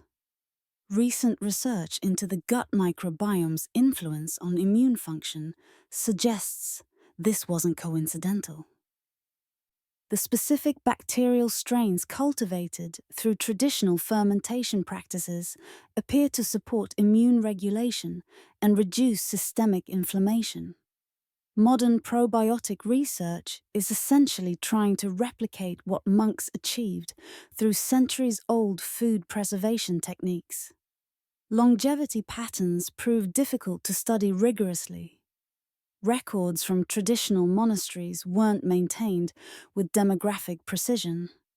But anecdotal accounts and the few documented cases suggested many serious practitioners lived to advanced ages, despite conditions that should have accelerated aging.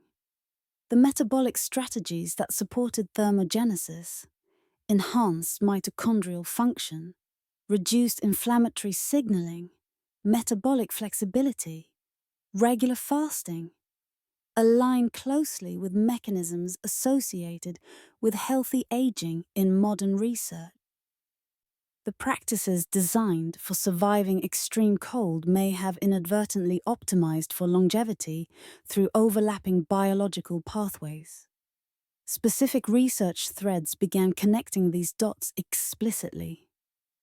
Brown fat activation, studied initially for understanding monk thermogenesis, became a target for diabetes treatment when researchers realized the same tissue could improve glucose metabolism. Capsaicin supplementation, investigated for its thermogenic properties, showed benefits for metabolic disease markers.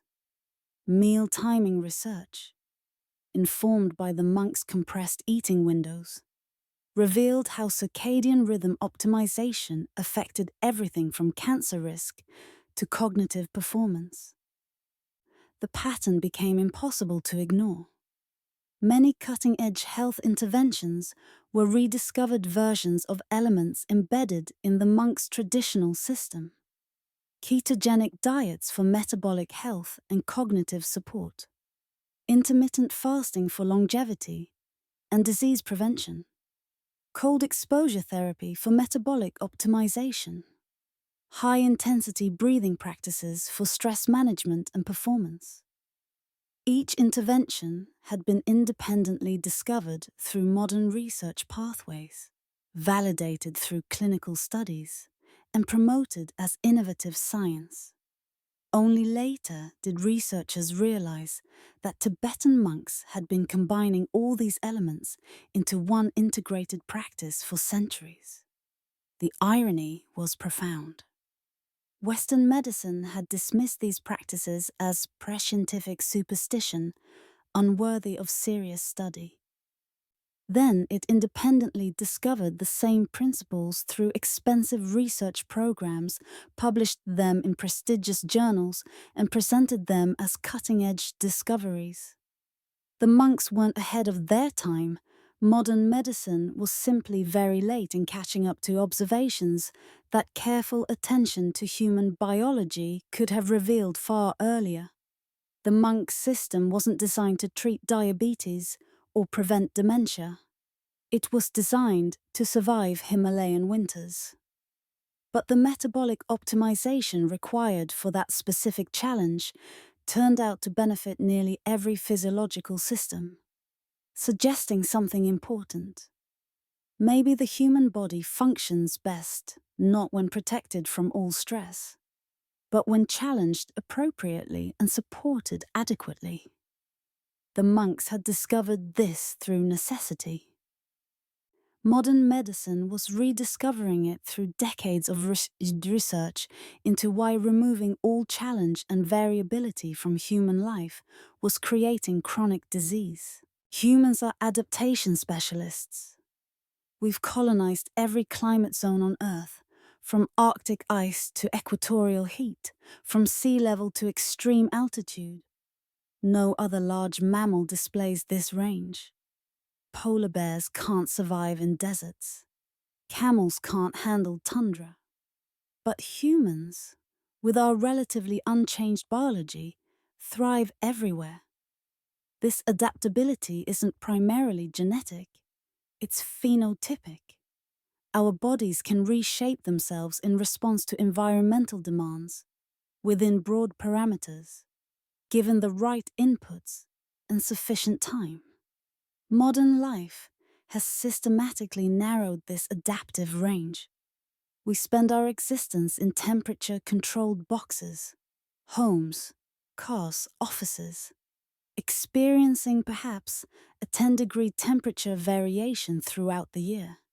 We eat the same foods year-round, purchased from climate-controlled stores, never experiencing seasonal scarcity or abundance.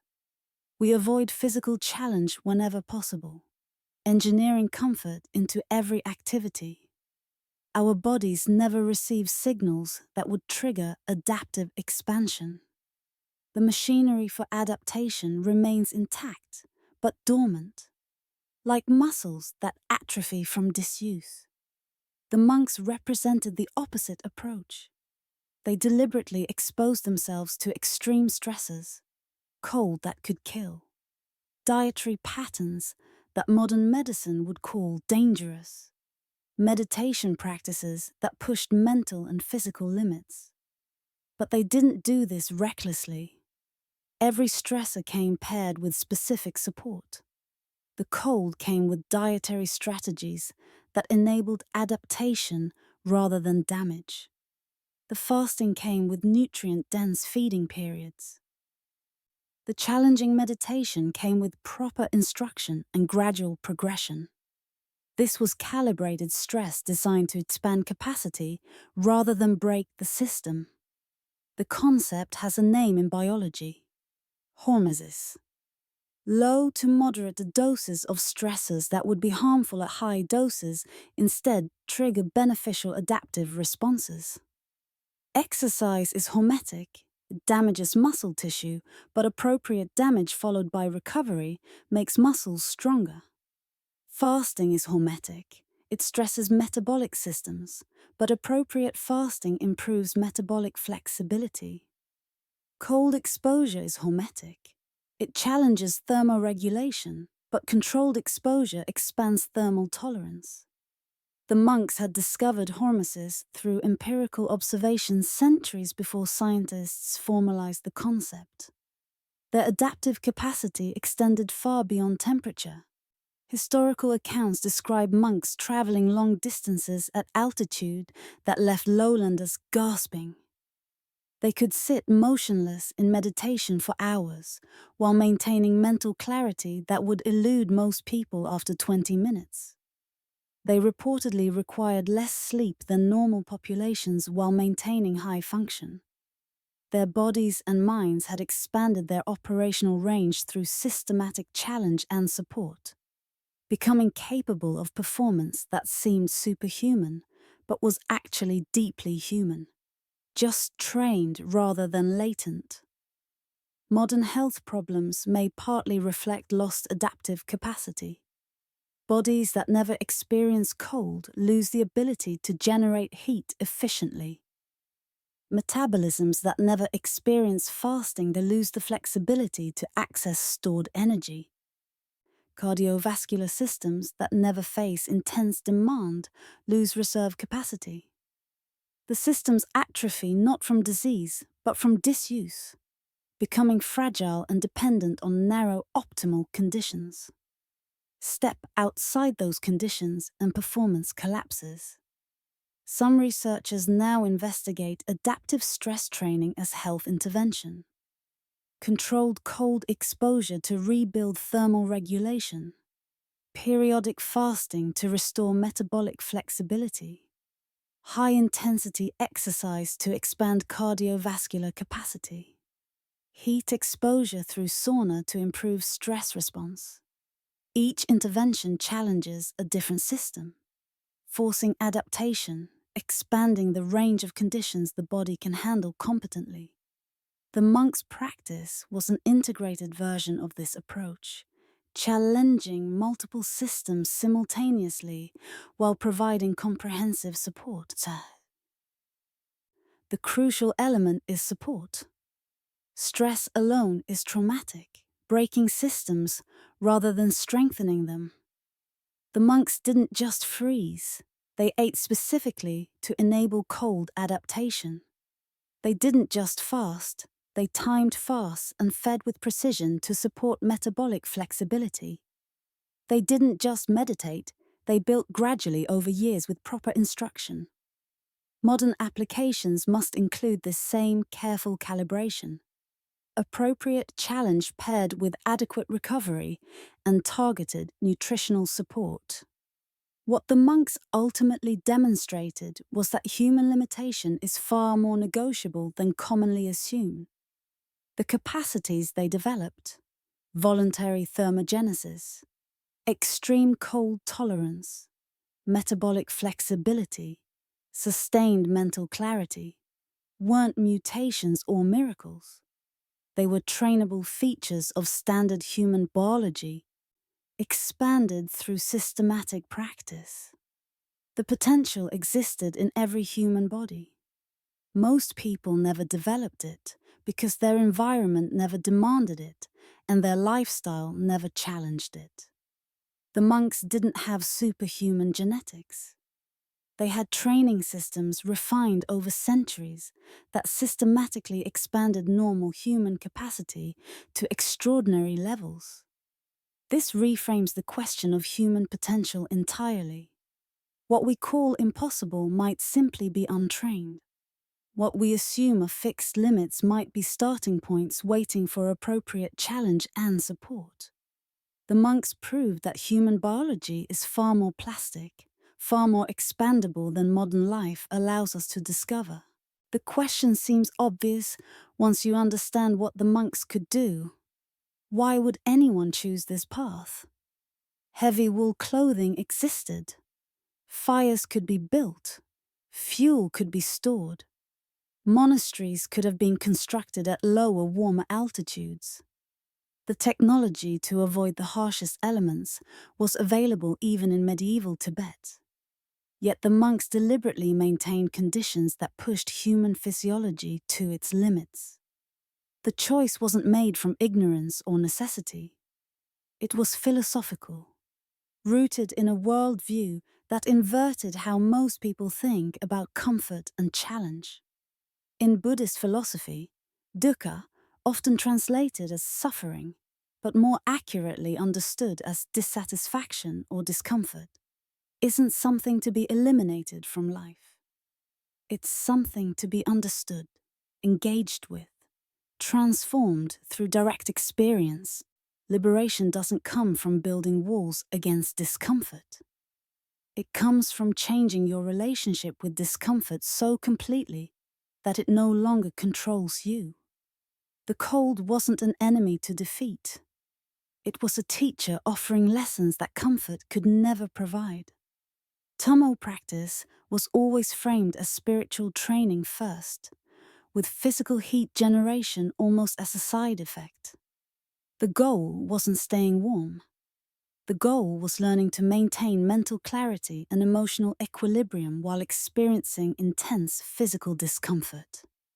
If you could sit calmly in freezing temperatures, mind undisturbed by the body's screaming demands for warmth, then you had developed a skill that transferred to every other form of discomfort.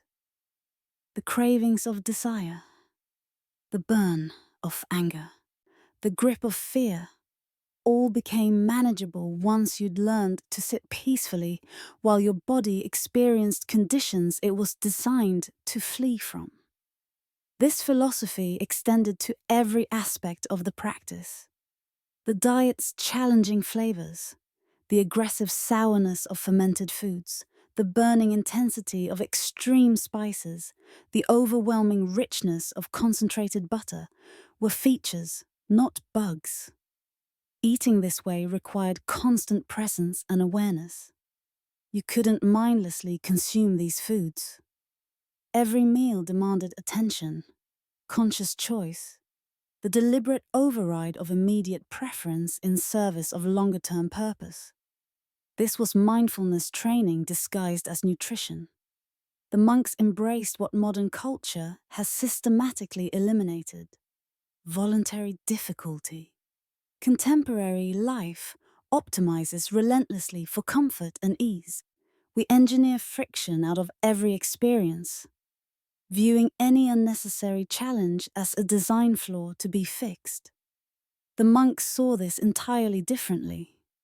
They believed that comfort led to weakness, dependence, fragility. By maintaining harsh living conditions deliberately, they built capacities that soft living could never develop: resilience, independence, unshakable confidence in their ability to handle whatever circumstances presented.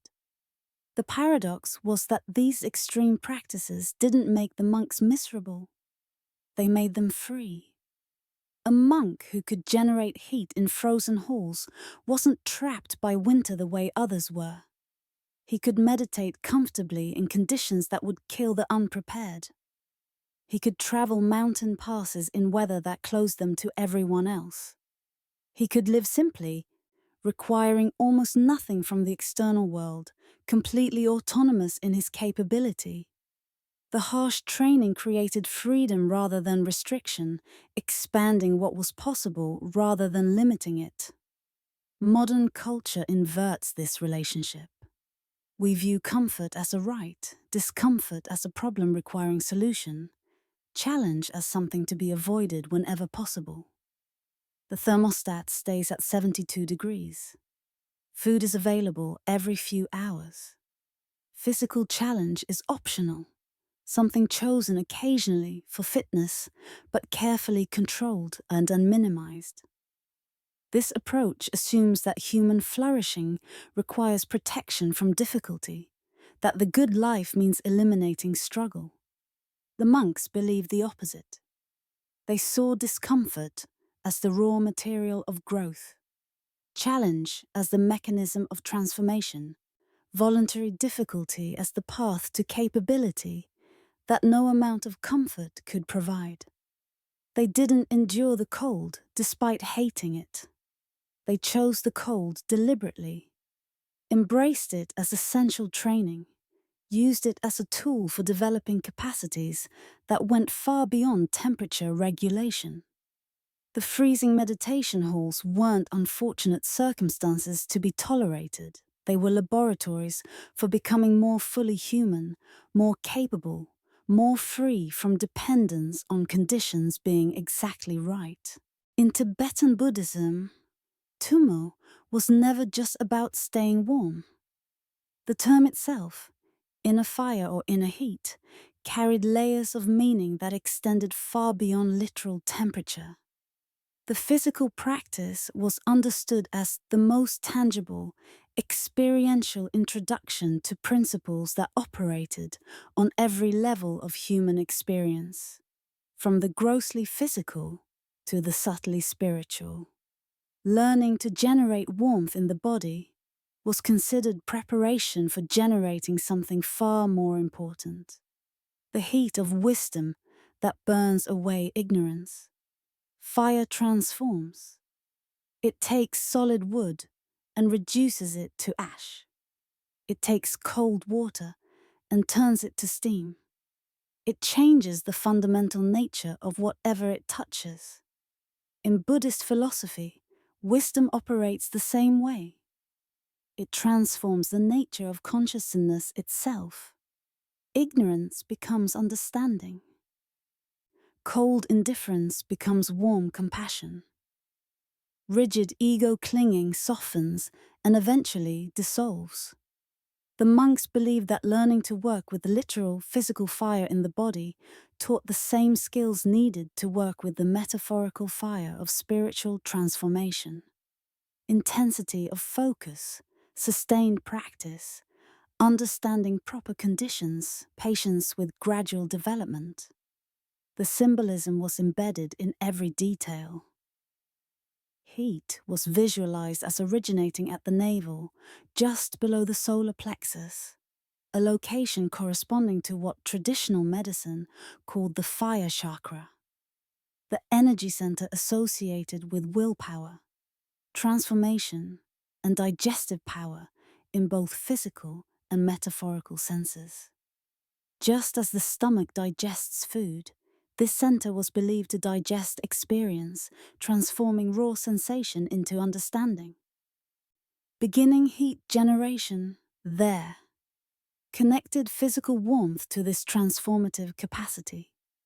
The spreading of heat throughout the body during practice symbolized the spread of wisdom through consciousness.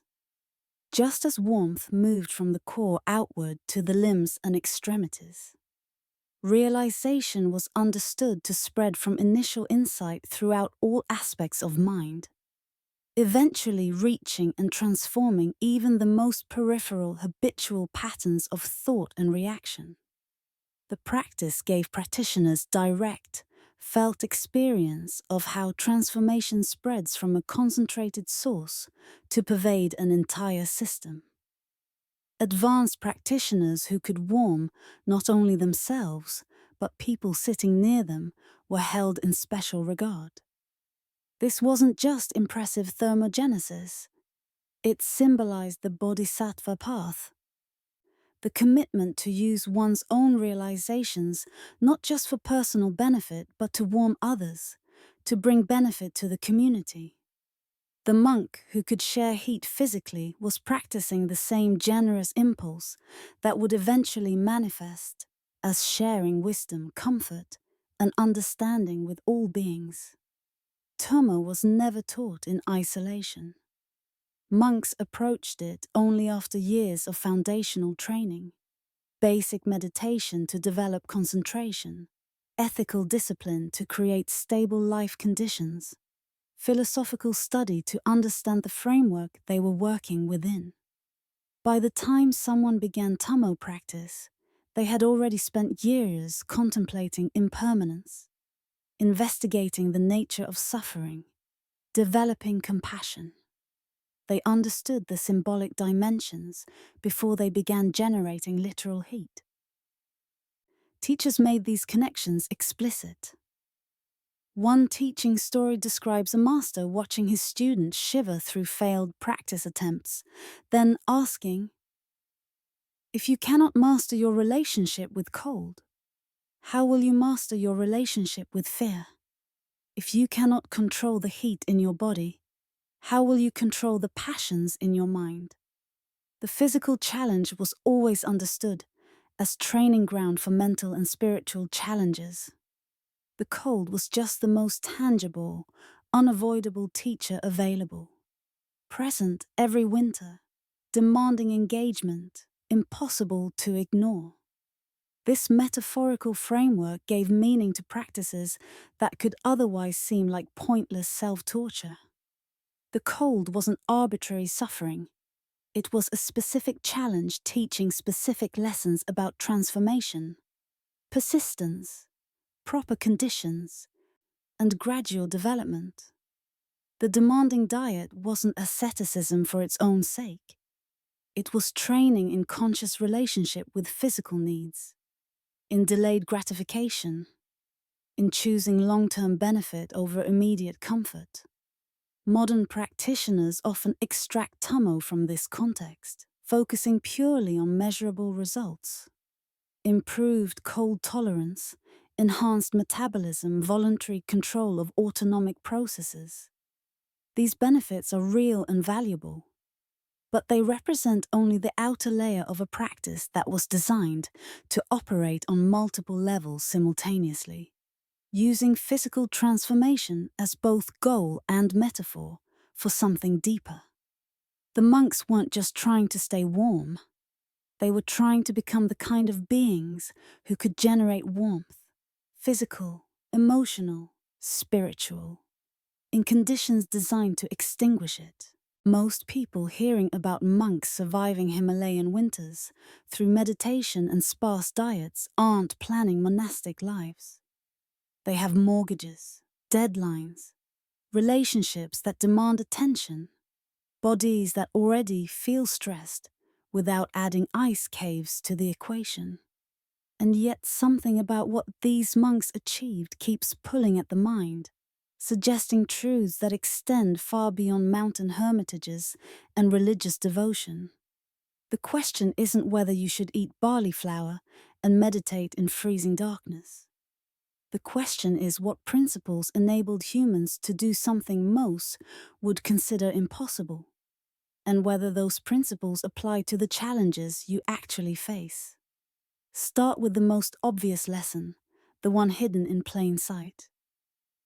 The monks didn't achieve extraordinary cold tolerance through genetic advantage or mystical intervention.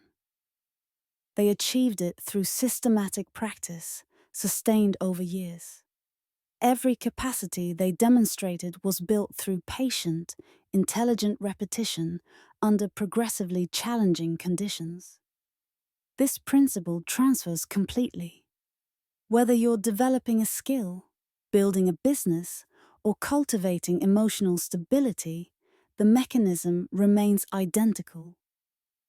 Small, consistent actions, properly designed and progressively challenged, compound into results that seem miraculous only to those who didn't witness the years of daily practice that produced them. Then there's what the monks understood about discomfort that modern culture has forgotten. We're taught to pathologize pain, avoid difficulty, optimize for comfort in every domain. The monks demonstrated something different.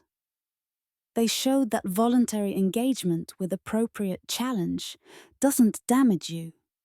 It expands your capacity. The cold wasn't their enemy. It was their training partner. This reframes everything from exercise to career challenges to difficult conversations. The discomfort isn't the problem to be avoided. It's the stimulus that forces adaptation and growth. When you run from every uncomfortable sensation, you're not protecting yourself. You're preventing development. Consider how the monks integrated multiple elements rather than isolating single variables. They didn't just meditate. They didn't just follow a specific diet. They understood that diet supported meditation, that meditation supported cold tolerance, that physical conditioning supported mental clarity, that sleep patterns affected everything else. Modern life tends toward compartmentalization. We exercise but eat poorly. We eat well but don't manage stress. We optimize one variable while ignoring how it connects to others. The monks' integrated approach produced results no single practice could achieve alone. The lesson isn't complexity. It's understanding how different elements either support or undermine each other, then designing your life around reinforcing relationships rather than contradictory practices. Then there's the balance they maintained between discipline and flexibility. The protocols were strict, yet adapted to individual needs and circumstances. Not rigid adherence to arbitrary rules, but intelligent application of principles to specific situations. This balance enabled sustainable practice over decades rather than intense effort that burns out in months.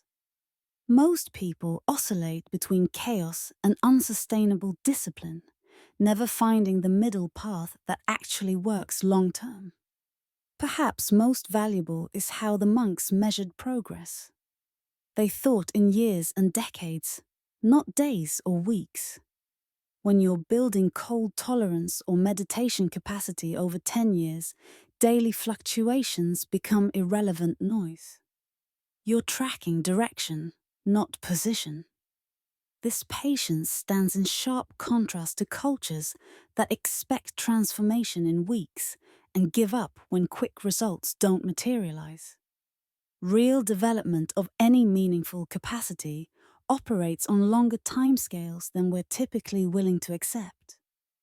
These aren't abstract philosophical points.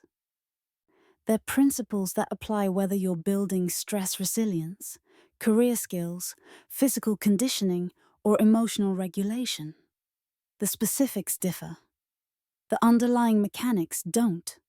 The monks weren't teaching how to survive Himalayan winters.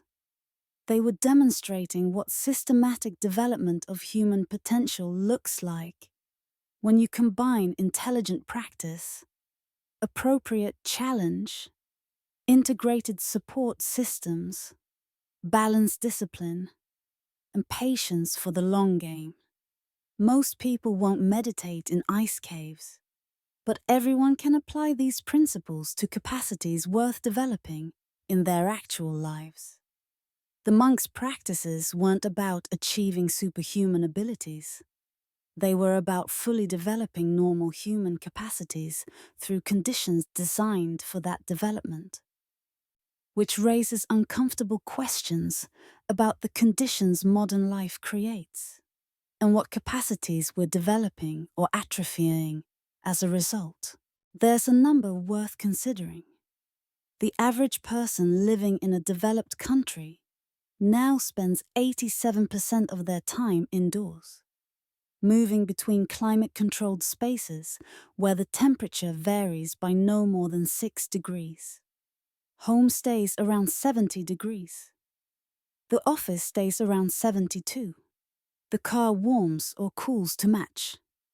Restaurants, shops, gyms, all calibrated to the same narrow band of thermal experience. For most people living in modern cities, the temperature hasn't meaningfully changed in years. Not by season, not by location, barely even by preference. We exist in a permanent 70-degree bubble, maintained by systems running constantly in the background, consuming energy we don't think about to protect us from discomfort we no longer remember. This represents something historically unprecedented. For the entire history of human existence until roughly 70 years ago, bodies experienced dramatic thermal variation as unavoidable reality.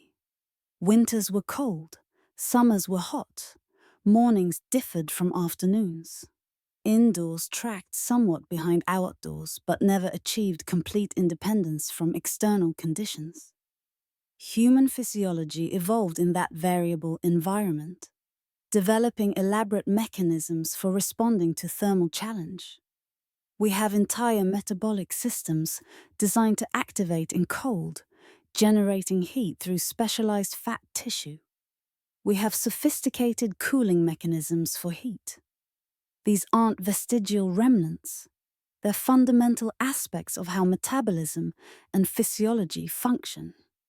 Except now they barely activate at all. When your body never encounters temperatures below 68 degrees, the adaptive cold response doesn't engage. Brown fat, the metabolically active tissue that generates heat and burns calories, remains dormant. The mild metabolic stress that historically came from seasonal temperature variation simply disappears from your physiological experience. Research is beginning to suggest connections between this constant thermal comfort and metabolic dysfunction. Bodies that never need to generate adaptive heat may lose some capacity for metabolic flexibility. The mechanisms don't break exactly. They just never get used, like muscles that atrophy from disuse. Then there are psychological dimensions harder to measure, but potentially more significant.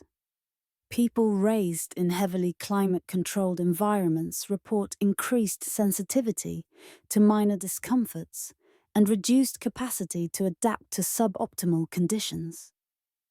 When you've never been meaningfully cold or hot, when every environment maintains the same comfortable stability, small deviations feel more distressing. The baseline for tolerable conditions narrows. What previous generations considered normal variation now registers as significant discomfort requiring immediate correction. The environmental irony compounds everything. We're consuming massive amounts of energy, heating in winter, cooling in summer, running systems year-round, partly to maintain the stable conditions we believe necessary for comfort and health. This energy consumption contributes substantially to changing the global climate. We're altering planetary conditions to avoid experiencing local conditions. The monks demonstrated a different possibility entirely. They adapted themselves to the environment rather than endlessly adapting the environment to themselves, requiring zero external energy while maintaining health and cognitive function in conditions that would incapacitate most modern people. The shift happened remarkably fast. Widespread adoption of central heating and air conditioning in the mid-20th century represented a massive uncontrolled experiment in how constant thermal comfort affects human biology and psychology. We're still living inside that experiment, 7 decades in, without clear understanding of the full results. The concept emerging in research circles is environmental mismatch. Human bodies evolved for variable conditions: thermal, nutritional, physical. Modern environments provide unprecedented stability. The mismatch between what bodies expect and what they actually experience may contribute to various conditions that have increased dramatically in the same period that climate control became ubiquitous. You can see reactions forming. People deliberately lowering thermostats, practicing cold exposure, exercising outdoors in bad weather. Small movements trying to reintroduce the variability that used to be unavoidable. They're not rejecting comfort out of asceticism. They're responding to intuitions that something important was lost. Comfort technology was supposed to free humans from environmental struggle, allowing focus on higher pursuits. But perhaps the struggle itself served purposes we didn't understand. Perhaps removing it didn't free us. Perhaps it created deficits we're only beginning to recognize as the consequences compound eons across generations that have never experienced anything else. Temperature control is just one example of a broader pattern worth examining. The pattern extends far beyond thermostats. Modern life has systematically eliminated forms of struggle and challenge across nearly every domain of human experience, creating comfort and convenience our ancestors couldn't imagine while quietly preventing adaptations they took for granted. Consider physical struggle. Most people living in developed countries never experience genuine hunger. Not the mild discomfort before lunch, but the deep metabolic state that comes from going without food for extended periods. Meals arrive with such regularity that bodies never activate the adaptive mechanisms designed for food scarcity. Physical labor has been engineered out of daily life. Jobs require sitting. Tasks require buttons. Exercise exists as optional recreation, easily skipped rather than unavoidable requirement. Significant fatigue, the kind that comes from sustained physical demand, barely appears in modern experience. Bodies capable of remarkable endurance spend decades never discovering what they can do. Then there's cognitive struggle. Information used to require memory, sustained effort, tolerance for uncertainty. You needed to remember phone numbers, directions, facts. You had to work through problems without immediately checking answers.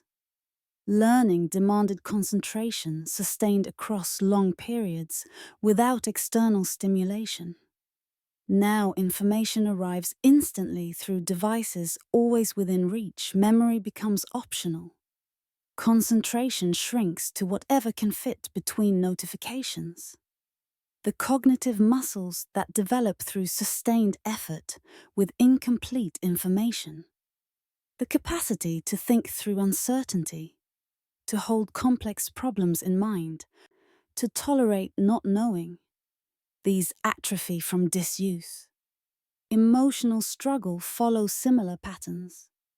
Pharmaceutical and therapeutic interventions increasingly promise not to help people develop capacity for difficult emotions, but to eliminate the emotions themselves. Anxiety, sadness, frustration, fear, all treated as problems requiring correction rather than experiences requiring navigation. The underlying assumption is that negative emotions serve no purpose, that ideal life means feeling good constantly. This represents a dramatic shift from older models that saw difficult emotions as information, as necessary aspects of being human, as experiences that build psychological capacity when properly engaged. Social struggle has its own modern elimination. Digital communication allows avoidance of face-to-face friction. Difficult conversations can happen through text, where you control timing and can edit responses. Awkward social situations can be bypassed entirely. The skills that develop through navigating actual human interaction, reading subtle cues, managing real-time emotional dynamics, tolerating discomfort in another's presence, these require less development when most interaction happens through screens. The monks lived inside a completely different paradigm. Their days included regular hunger through fasting practices. Physical challenge came unavoidably through high-altitude labor and hours-long meditation sessions. Cognitive demand was constant, memorizing texts, maintaining concentration despite discomfort, solving problems without external information sources. Emotional difficulty couldn't be avoided or medicated away. Fear, desire, frustration, doubt, all had to be experienced and worked through. Social friction came from living in close community with limited privacy. None of this was accidental. These challenges were features, not bugs. They developed specific capacities considered essential. Research on hormesis and anti-fragility supports what the monks understood intuitively. Systems exposed to appropriate challenge become stronger. Muscles stressed through exercise grow. Immune systems exposed to pathogens develop resistance. Psychological resilience builds through successfully navigating difficulty. The key word is appropriate. There's a crucial difference between growth-promoting challenge and traumatic, overwhelming stress. Studies show that people who've experienced moderate adversity demonstrate better mental health outcomes than those who've experienced either extreme adversity or minimal adversity. There's a sweet spot of challenge that promotes development. This applies across the entire lifespan. Children raised in overly protected environments, never experiencing meaningful cold or hunger or boredom or conflict, may fail to develop distress tolerance and adaptive capacity. Young adults who never experience failure or significant setback may develop fragile self-concepts that shatter under normal life stress.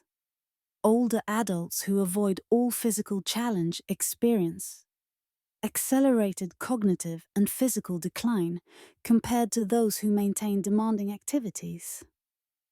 We've created a world so comfortable that children grow up without ever experiencing significant cold, sustained hunger, genuine darkness, or long periods without entertainment. Psychologists are discovering this isn't the victory we assumed. The well-intentioned elimination of struggle may be preventing necessary human development. The monk's approach exemplified growth-promoting challenge. It was gradual, supported through diet and community, voluntary and culturally valued. Modern adversity tends toward the opposite: sudden, unsupported, involuntary, stigmatized. The question isn't whether to eliminate or embrace all struggle, but how to thoughtfully reintroduce appropriate challenges that promote rather than damage development. The answer isn't abandoning modern life for Himalayan monasteries. That's neither realistic nor desirable for most people. But continuing the current trajectory, progressively eliminating every form of challenge from human experience, carries costs we're only beginning to understand. What's needed is something different. Not a return to pre-modern hardship, but intentional design that incorporates growth-promoting struggle into otherwise comfortable modern existence. Call it design challenge. The deliberate reintroduction of variability and difficulty into lives that have become too stable, too easy, too protected. What this looks like varies across domains, but the principle remains consistent. Create conditions that activate adaptive capacities without creating trauma or genuine harm. Thermal resilience doesn't require meditating in ice caves. It might look like setting thermostats to 65 instead of 72. Spending time outdoors regardless of weather rather than only venturing out in perfect conditions. Taking cold showers occasionally. Swimming in unheated water. Nothing extreme, but enough temperature variability to activate the metabolic systems that constant 70-degree living leaves dormant. Not survival conditions, just periodic exposure to temperatures that feel uncomfortable but promote adaptation. Metabolic challenge follows similar logic. Not the monk's barley flour restriction, but perhaps incorporating fasting protocols, skipping breakfast occasionally, going 16 hours between meals, experiencing actual hunger rather than eating preemptively, trying different dietary strategies temporarily to develop metabolic flexibility rather than eating identically every day forever, creating mild metabolic stress that keeps adaptive systems functional. Physical challenge means ensuring regular vigorous activity that produces real fatigue. Occasionally carrying heavy loads, walking significant distances rather than driving everywhere, experiencing physicality beyond the controlled, abbreviated exercise sessions most people manage when they exercise at all. The body has capacities that atrophy without use. Keeping them functional doesn't require becoming an athlete. It just requires not engineering all physical demand out of daily life. Cognitive challenge involves deliberately practicing memory instead of outsourcing everything to devices.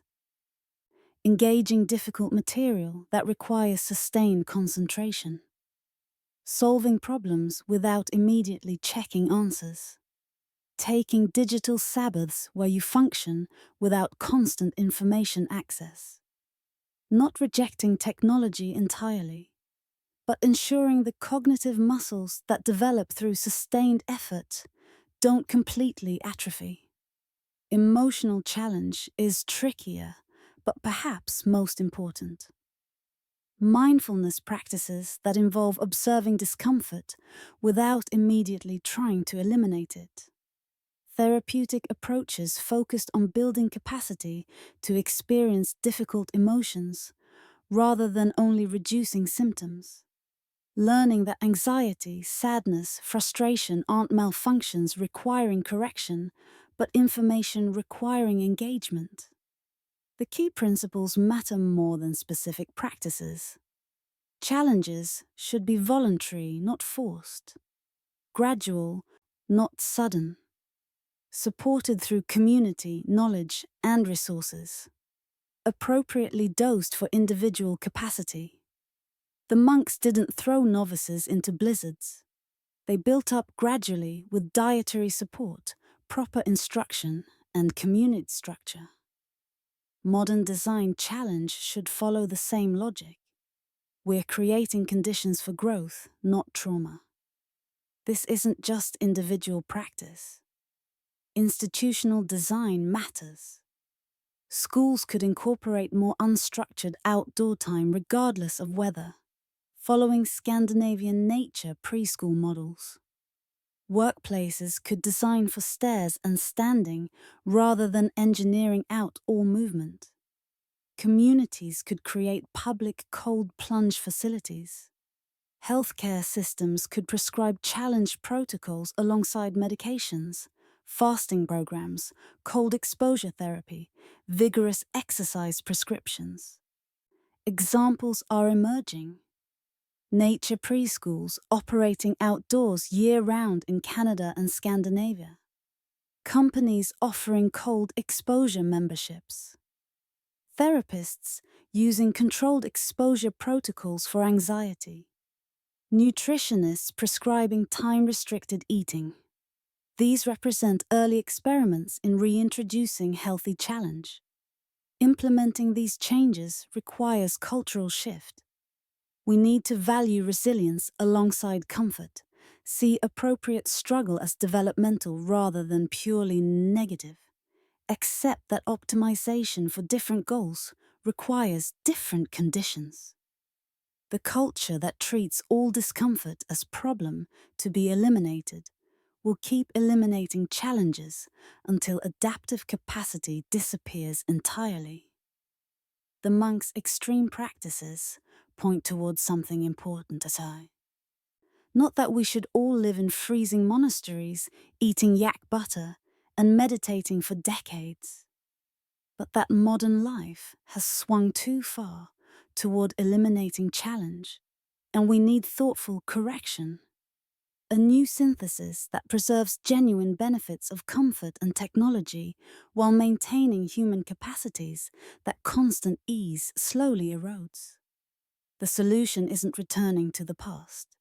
It's designing a future that honors what the past understood about human development. The monks achieved something that forces a fundamental question about human biology. They took bodies that operate like yours, same basic equipment, same evolutionary heritage, same physiological constraints, and through specific conditions maintained over years, developed capacities most would consider impossible. Not through genetic advantage, not through supernatural intervention. Through systematic training of capacities present in every human, but typically left dormant. Which means what we call human limits might be something entirely different than we've assumed. Consider what the term normal actually measures. Normal body temperature, normal metabolism, normal response to cold. These aren't descriptions of human capability.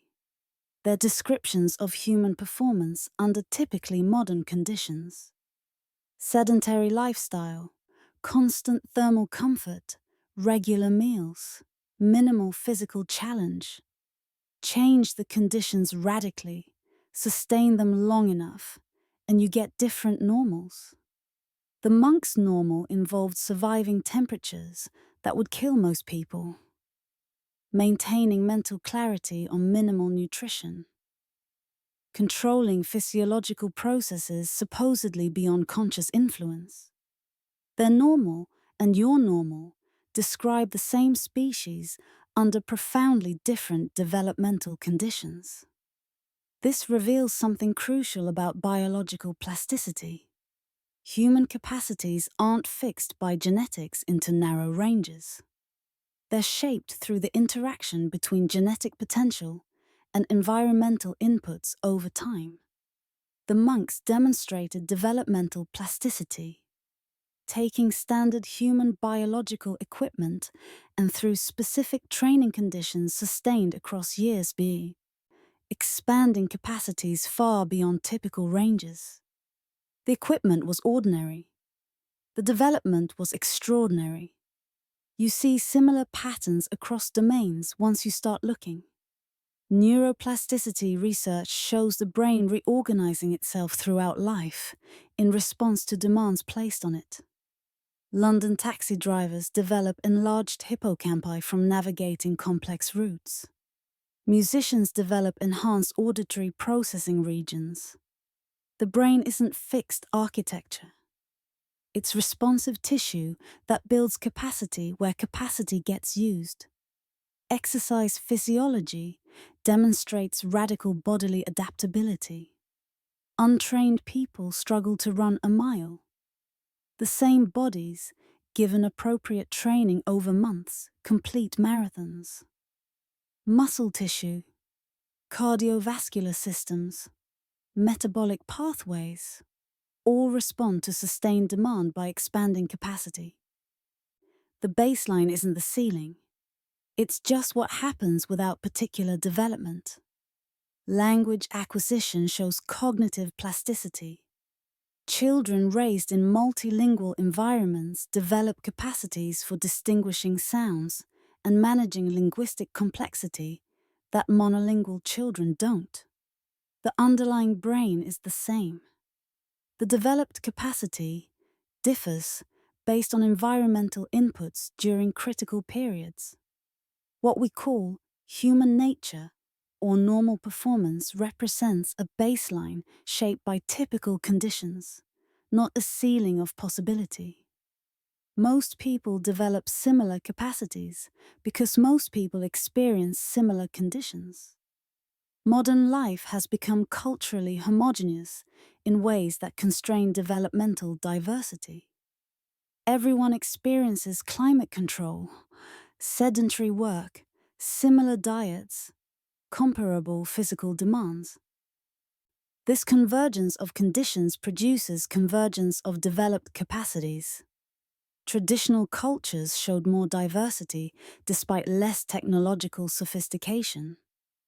Polynesian navigators developed extraordinary wayfinding abilities. Reading currents and stars with precision modern instruments struggle to match. Aboriginal Australians developed memory systems encoding vast environmental knowledge through songlines and oral tradition. Inuit populations developed cold tolerance through lifetime exposure. Sherpa communities developed high-altitude function through generations at elevation. Each culture developed specific capacities to exceptional levels because their conditions demanded and supported that development. Modern culture produces generalists, optimized for standard conditions, but rarely developing any capacity to exceptional levels. We're competent at many things, exceptional at few. The developmental plasticity that allowed humans to adapt to radically different environments still exists. We've just created environments so similar that we rarely activate it. The monks proved that what we call human limits are often just the outer edges of what humans typically develop under normal conditions. And normal conditions develop only a fraction of what's biologically possible. There's no evidence the monks possessed unusual genetics. They possessed unusual conditions systematically applied over sufficient time. The implication isn't that everyone should become a monk. It's that human biological and psychological plasticity vastly exceeds what modern life explores or develops. If human capacities are so plastic, shaped fundamentally by conditions and training rather than fixed by genetic programming, this raises both exciting and challenging questions. What should 21st century humans optimize for? What capacities matter most going forward? The monks knew exactly what they were optimizing for. Cold tolerance for self-sufficiency in harsh environments. Mental clarity for meditation and spiritual insight. Physical resilience for survival at altitude. Metabolic efficiency for functioning on minimal resources. Every aspect of their diet, their practice, their daily rhythms served these clear purposes. They spent centuries refining environments that systematically developed the capacities they valued. Modern society has no such clarity. We're developing capacities through the environments we create, but mostly by accident rather than intention. And the implicit optimization of modern life produces outcomes worth examining closely. Consider what contemporary existence actually trains. Sitting tolerance. Humans now sit more hours per day than any population in history. Digital interface competence, navigating screens, managing notifications, processing information in specific formats. Attention amid distraction, maintaining focus despite constant interruption has become necessary skill. Tolerance for artificial environments. Living in spaces with artificial light, temperature control, filtered air, processed food. These are the capacities modern life develops whether we chose them or not. They're what survives in conditions we've created. But are these the capacities that lead to human flourishing? Run a thought experiment. If you could design a training environment for optimal human development, not specialization in narrow domains, but general capacity for thriving, what would it include? Physical health suggests the environment should challenge the body appropriately. Movement as daily requirement, not optional recreation. Temperature variability activating metabolic flexibility. Occasional real hunger creating metabolic resilience. Natural light exposure supporting circadian rhythms. Physical challenge building capacity rather than atrophy. Mental health points toward different necessities.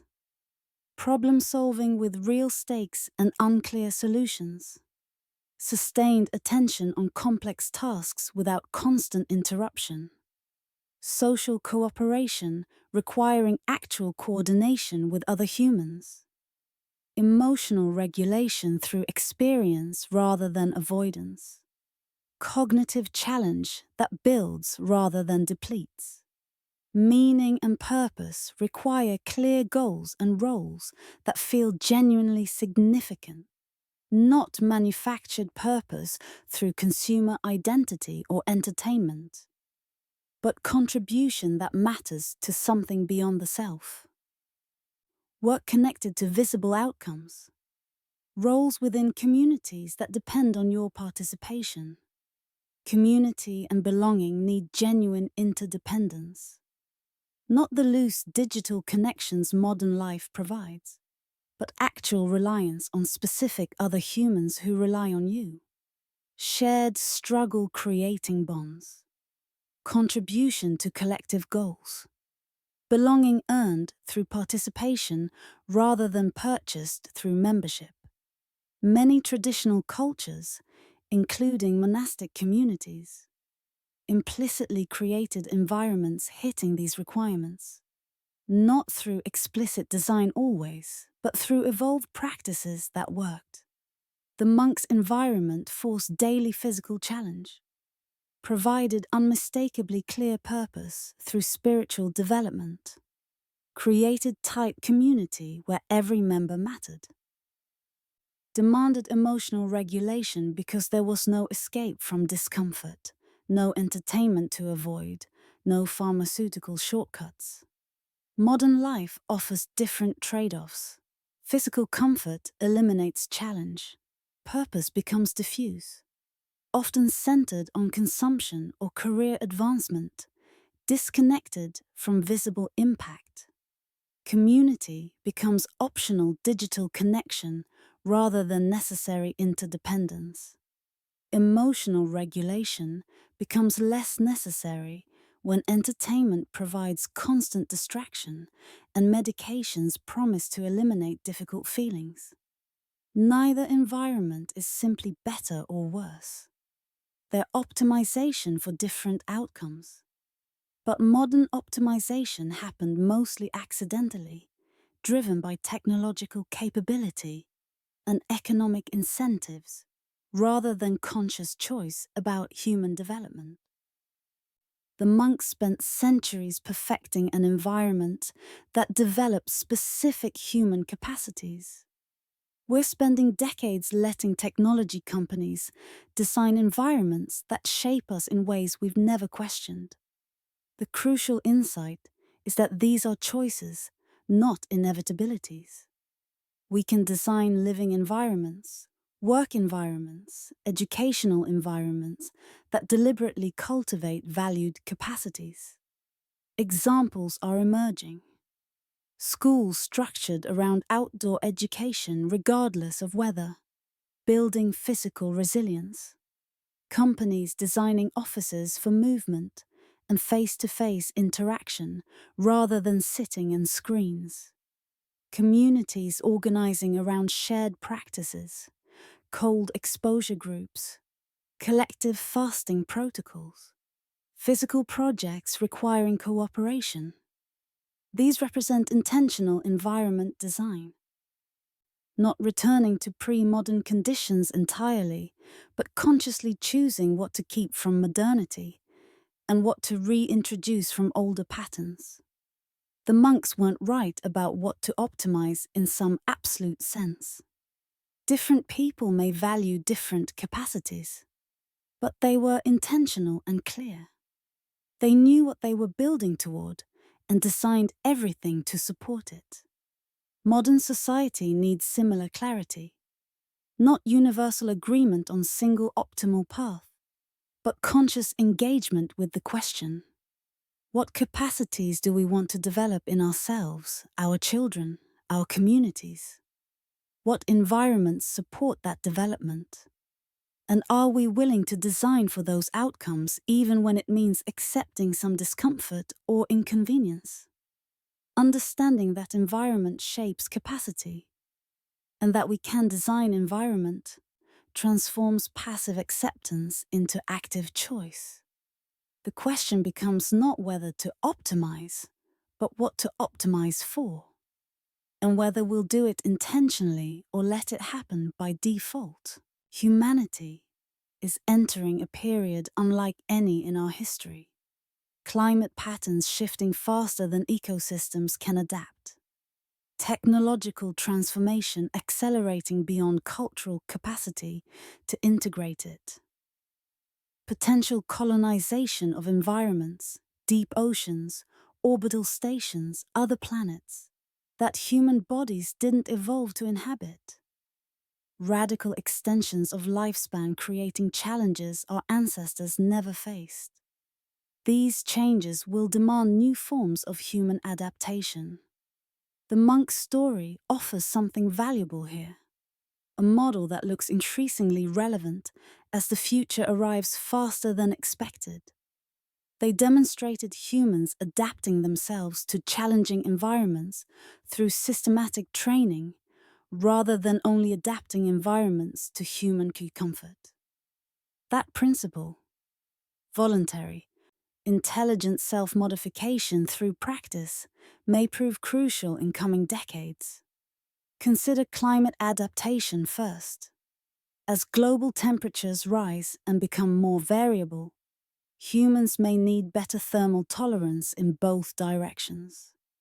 Cities that once required moderate heating and cooling may see temperature extremes that overwhelm infrastructure. The monk's principles, metabolic flexibility through dietary practice, thermal training through graduated exposure, physiological optimization through lifestyle integration, could inform large-scale adaptation protocols. Not everyone meditating in ice caves, but systematic development of thermal resilience through practical modifications to daily life. Populations that develop this capacity will handle climate disruption better than those remaining dependent on energy-intensive climate control. Space exploration presents even clearer applications. Extraterrestrial environments are harsh and resource limited, remarkably similar to high-altitude Himalayan monasteries. Space agencies are already studying extreme human adaptation. How do you maintain metabolic health on minimal resources in hostile conditions? How do you keep minds clear despite isolation and sensory deprivation? How do you build resilience for environments where small failures mean death? The monks spent centuries answering these questions in one of Earth's most unforgiving regions. Their insights aren't historical curiosities. They're research data for humanity's next environment. Extended health span creates different demands. As people live longer, thus maintaining metabolic health and adaptive capacity into advanced age becomes critical. The monk's lifestyle, regular physical challenge, metabolic flexibility through fasting, strong sense of purpose, tight community bonds, offers a model for healthy aging that contrasts sharply with modern approaches. Nursing homes versus monastery communities represent completely different paradigms for late life. One optimizes for safety and comfort while capacities atrophy.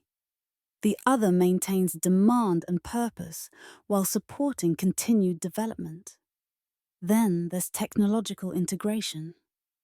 As human technology interfaces become more intimate, brain-computer connections, sensory augmentation, metabolic monitoring and adjustment, understanding human plasticity becomes essential.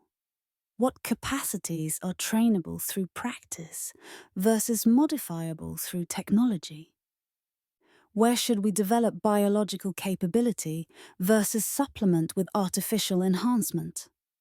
The monks demonstrated the outer edges of what biological training alone can achieve. That establishes a baseline for evaluating technological interventions. These applications point toward a provocative possibility. The monks represented specialized humans, optimized for specific conditions through intensive training. Future humanity might see more intentional specialization. People training systematically for specific environments or capabilities. Deep sea workers developing pressure tolerance and extended breath hold capacity. High altitude populations enhancing oxygen efficiency.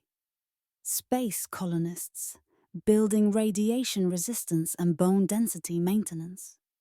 Cognitive specialists developing extreme focus and memory. Not through genetic engineering necessarily, but through phenotypic optimization using environment and practice. This vision carries risks worth noting. Specialization can eliminate general adaptive capacity. The monks could survive harsh conditions without external support, maintaining broad baseline competence. Future humans should preserve some level of fundamental resilience even while developing specialized capabilities. Becoming too dependent on specific technologies or too optimized for narrow conditions creates fragility when conditions change unexpectedly. The synthesis matters more than specific predictions. The monks' achievement wasn't just surviving coal without fires. It was demonstrating that humans can systematically expand capabilities through intelligent practice informed by empirical observation. That principle, humans as self-modifying, self-improving systems capable of deliberate development, is more relevant now than at any point in history. As we face unprecedented challenges and opportunities, the ability to deliberately develop new capacities will prove crucial.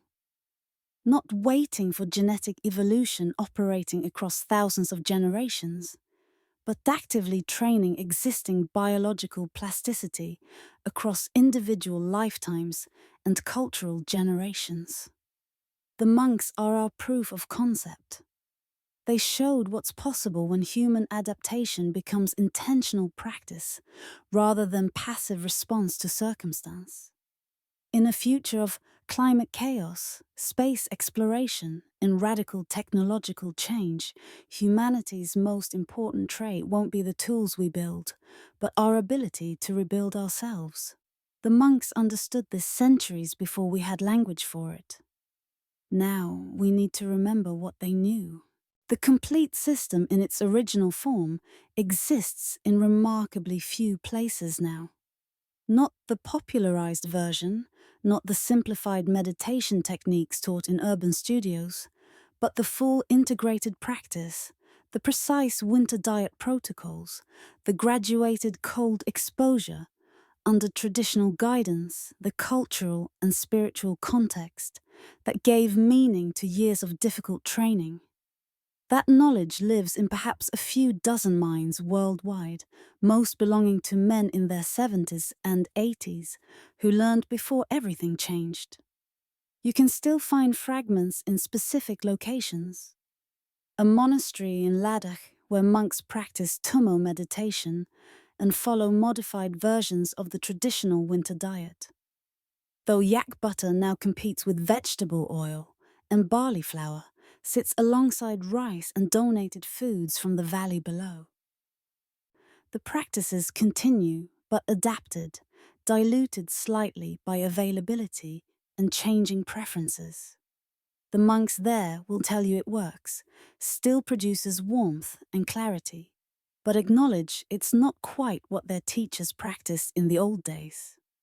In Dharamsala and other Tibetan exile communities, a handful of elderly lamas carry the complete knowledge. One 80-year-old teacher in northern India still transmits the practices to a small group of devoted students, both Tibetan and Western, knowing with uncomfortable certainty that he represents the end of his specific lineage.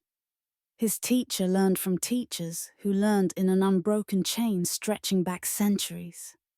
When he dies, that chain breaks. His students will carry what they've learned, but something always gets lost in transmission, especially when cultural context disappears. Western practitioners exist too. People who spent years in traditional settings learned from masters who are now gone and now attempt to preserve and teach what they received. They face a difficult balance. Teach too freely and risk diluting or distorting the practices. Guard too carefully and risk the knowledge dying with them. Some have chosen documentation, writing detailed accounts, filming demonstrations, creating archives. Others teach hybrid approaches, blending traditional techniques with modern scientific understanding, creating something new that honors the old while adapting to contemporary contexts. What's been lost is substantial. The complete dietary system with all its regional variations. The way teachers adjusted protocols based on individual constitution and progress. The hundreds of small details that made the difference between practices that worked and practices that merely looked right. Much of the oral teaching is gone. The stories, metaphors, corrections, encouragements that transmitted not just technique, but understanding. The social support structures have largely disappeared. The monastery communities where everyone understood what you were doing, where the practice was normal rather than exotic, where you could sustain it for decades because everyone around you was doing the same. What's been preserved matters though. Core meditation techniques survived and spread worldwide. Basic dietary principles remain documented even if full protocols are rare. Scientific studies conducted before key knowledge holders TARS died captured measurable data about what the practices achieved. Growing interest from researchers, athletes, and health practitioners keeps core insights circulating even when exact traditional forms fade. Tensions exist within remaining communities about how to handle what survives. Some traditional teachers refuse to teach the complete system to outsiders, particularly Westerners, believing it cannot be properly understood outside its cultural and spiritual context. They've watched superficial adoption strip meaning from practices, turn sacred techniques into fitness trends, reduce centuries of refined understanding to weekend workshops. Others teach openly, believing knowledge should be preserved and shared widely before it vanishes entirely. They've watched too many lineages end with elderly practitioners who never found students. Yet there are hopeful signs. Young Tibetan monks in exile monasteries are showing renewed interest in traditional practices as part of cultural preservation efforts. Western research groups are racing to document remaining knowledge holders while they're still alive. Integration of principles into modern contexts, sports performance programs, military cold weather training, therapeutic interventions for metabolic disorders, keeps core insights alive even as the exact form changes. Traditions always evolve. The winter diet itself evolved over centuries, adapting to changing conditions, new understandings, shifting cultural contexts. What exists in the 20th century differed from what existed in the 15th.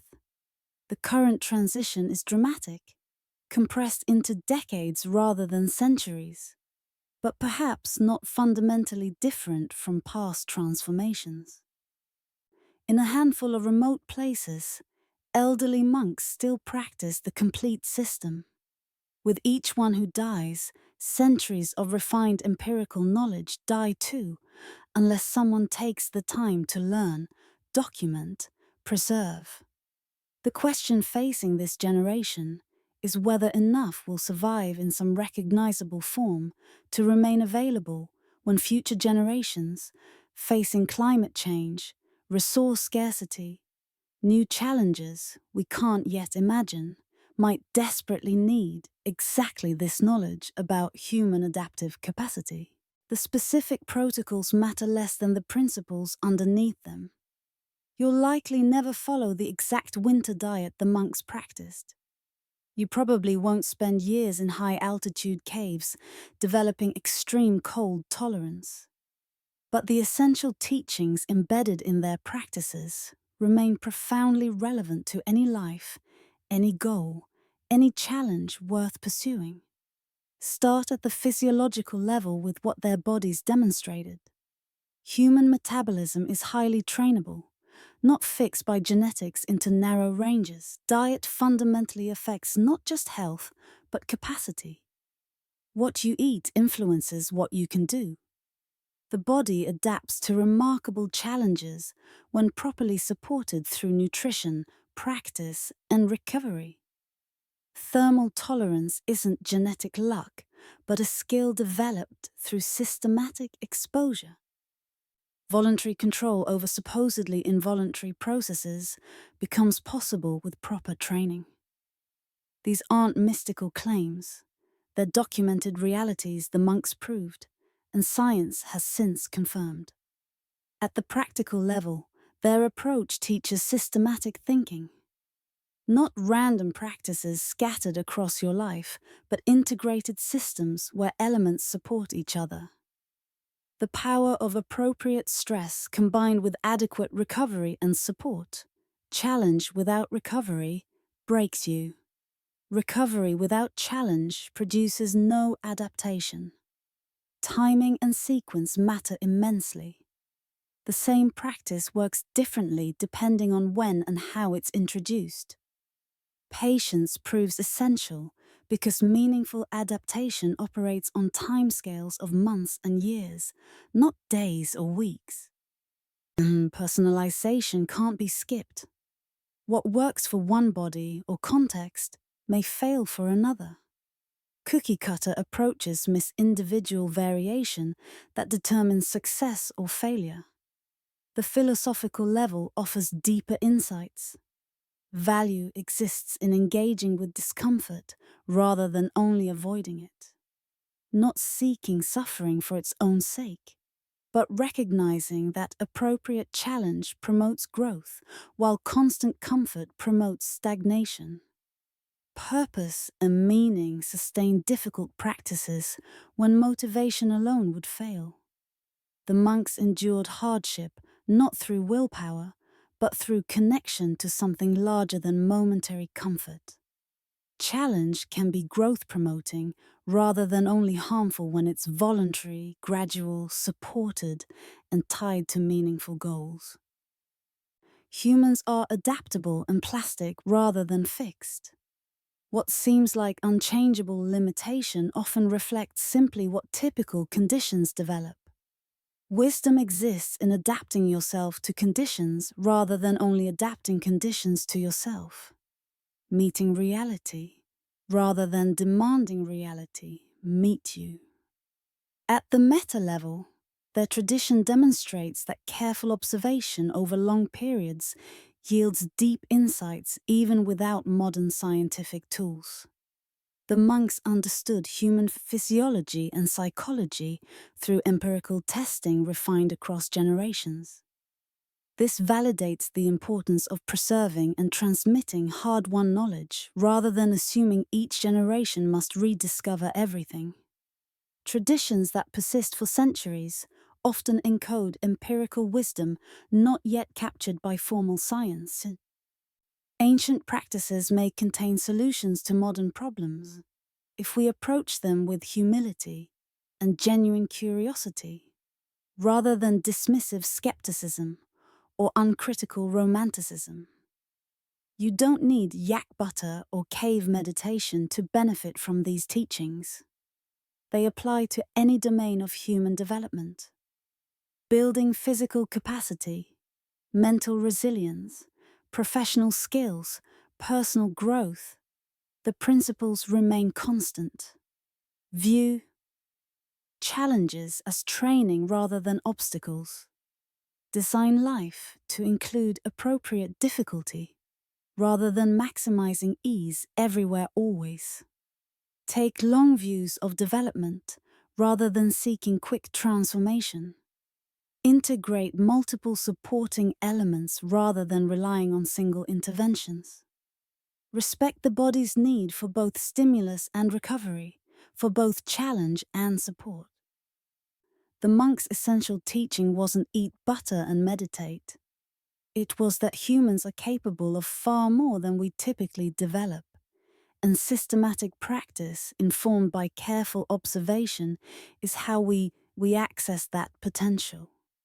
They demonstrated what rigorous long-term human development looks like when people commit to cultivating specific capacities with intelligence, patience, and community support. That general model applies far beyond cold tolerance. Their greatest gift wasn't a specific protocol for surviving Himalayan winters. It was showing us what becomes possible when humans stop accepting default settings and start deliberately developing capacities we value. When we take our own development seriously enough to study what works, practice consistently, accept appropriate challenge, integrate supporting elements, and maintain patience for the long game. That lesson transcends any particular practice or tradition. It's simply what human development requires, whether you're doing it in a monastery or in the life you're living right now. You'll probably never meditate in a frozen cave wearing cotton robes thin enough to see through. You'll likely never spend years eating mostly barley flour and yak butter, training your metabolism for survival in one of Earth's harshest environments. And that's completely fine. The monk's story was never a prescription for how you should live. It was an invitation to think differently about what humans can become. Consider it an invitation to reconsider limits. When you think, I can't do that, can't handle cold, can't fast, can't develop that skill, can't change that pattern, ask whether you're facing a fixed constraint or simply the edge of your current training. The monks showed that many supposed can'ts are actually haven't practiced enough yet. The difference matters because one closes possibility while the other opens it. Here's an invitation to embrace appropriate challenge. Look at your life and identify where you've optimized purely for comfort and ease. Temperature always perfect, food always available, entertainment always accessible, difficulty always avoided. Then consider whether reintroducing some meaningful challenge might develop capacities worth having. Maybe it's temperature variability that activates dormant metabolic systems. Maybe it's physical challenge that builds resilience. Maybe it's emotional discomfort that expands your capacity to navigate difficulty. Find your own winter diet, your own form of growth-promoting stress tailored to what you want to become. There's an invitation to systematic practice. Whatever capacity you want to develop, the monk's model applies universally. Understand what conditions support that capacity. Practice consistently rather than sporadically. Be patient because meaningful adaptation operates on long timescales. Integrate multiple supporting elements rather than relying on single interventions. Adapt protocols to your individual needs rather than following rigid formulas. These principles work whether you're building cold tolerance or career skills or emotional regulation. Accept the invitation to question modern defaults. Everyone living in 72-degree houses and snacking constantly doesn't make it optimal for human flourishing. Cultural norms aren't natural laws. They're choices, often made for reasons having nothing to do with human development. Think critically about whether current defaults serve your actual goals or just seem normal because everyone does it. Most importantly, here's an invitation to reclaim adaptability itself. In a world of increasing instability, climate chaos, economic disruption, technological transformation, the ability to adapt, adjust, and thrive in changing conditions may prove more valuable than any specific skill. The monks cultivated profound adaptability through systematic practice. So can you. On a mountainside centuries ago, monks discovered that the human body isn't a fixed machine, but a garden that grows what you plant. They planted cold tolerance, metabolic flexibility, and mental clarity. What are you planting? What are you cultivating through daily choices, environments, and practices? The monks remind us that we're always in training, always adapting. The only question is whether we're adapting intentionally toward goals we value or accidentally toward whatever conditions surround us. Picture a young monk stepping into winter dawn, wearing thin cotton robes, breath visible in frozen air. He doesn't dread the cold. Years of preparation brought him here. His diet primed his metabolism. His meditation sharpened his mind. His teachers guided his development. His community supported his practice. He's not superhuman. He's fully human, having developed capacities all humans possess, but few cultivate. The cold remains cold, but he's no longer at its mercy. He adapted. That image contains a metaphor for all of us. Whatever challenges we face, however harsh our personal winters, we have more capacity to adapt than we typically imagine. The monks sitting in frozen meditation halls weren't showing us what we can never be. They were showing us what we might become through patient practice, intelligent support, and the courage to choose growth over comfort. The question is whether we'll develop it.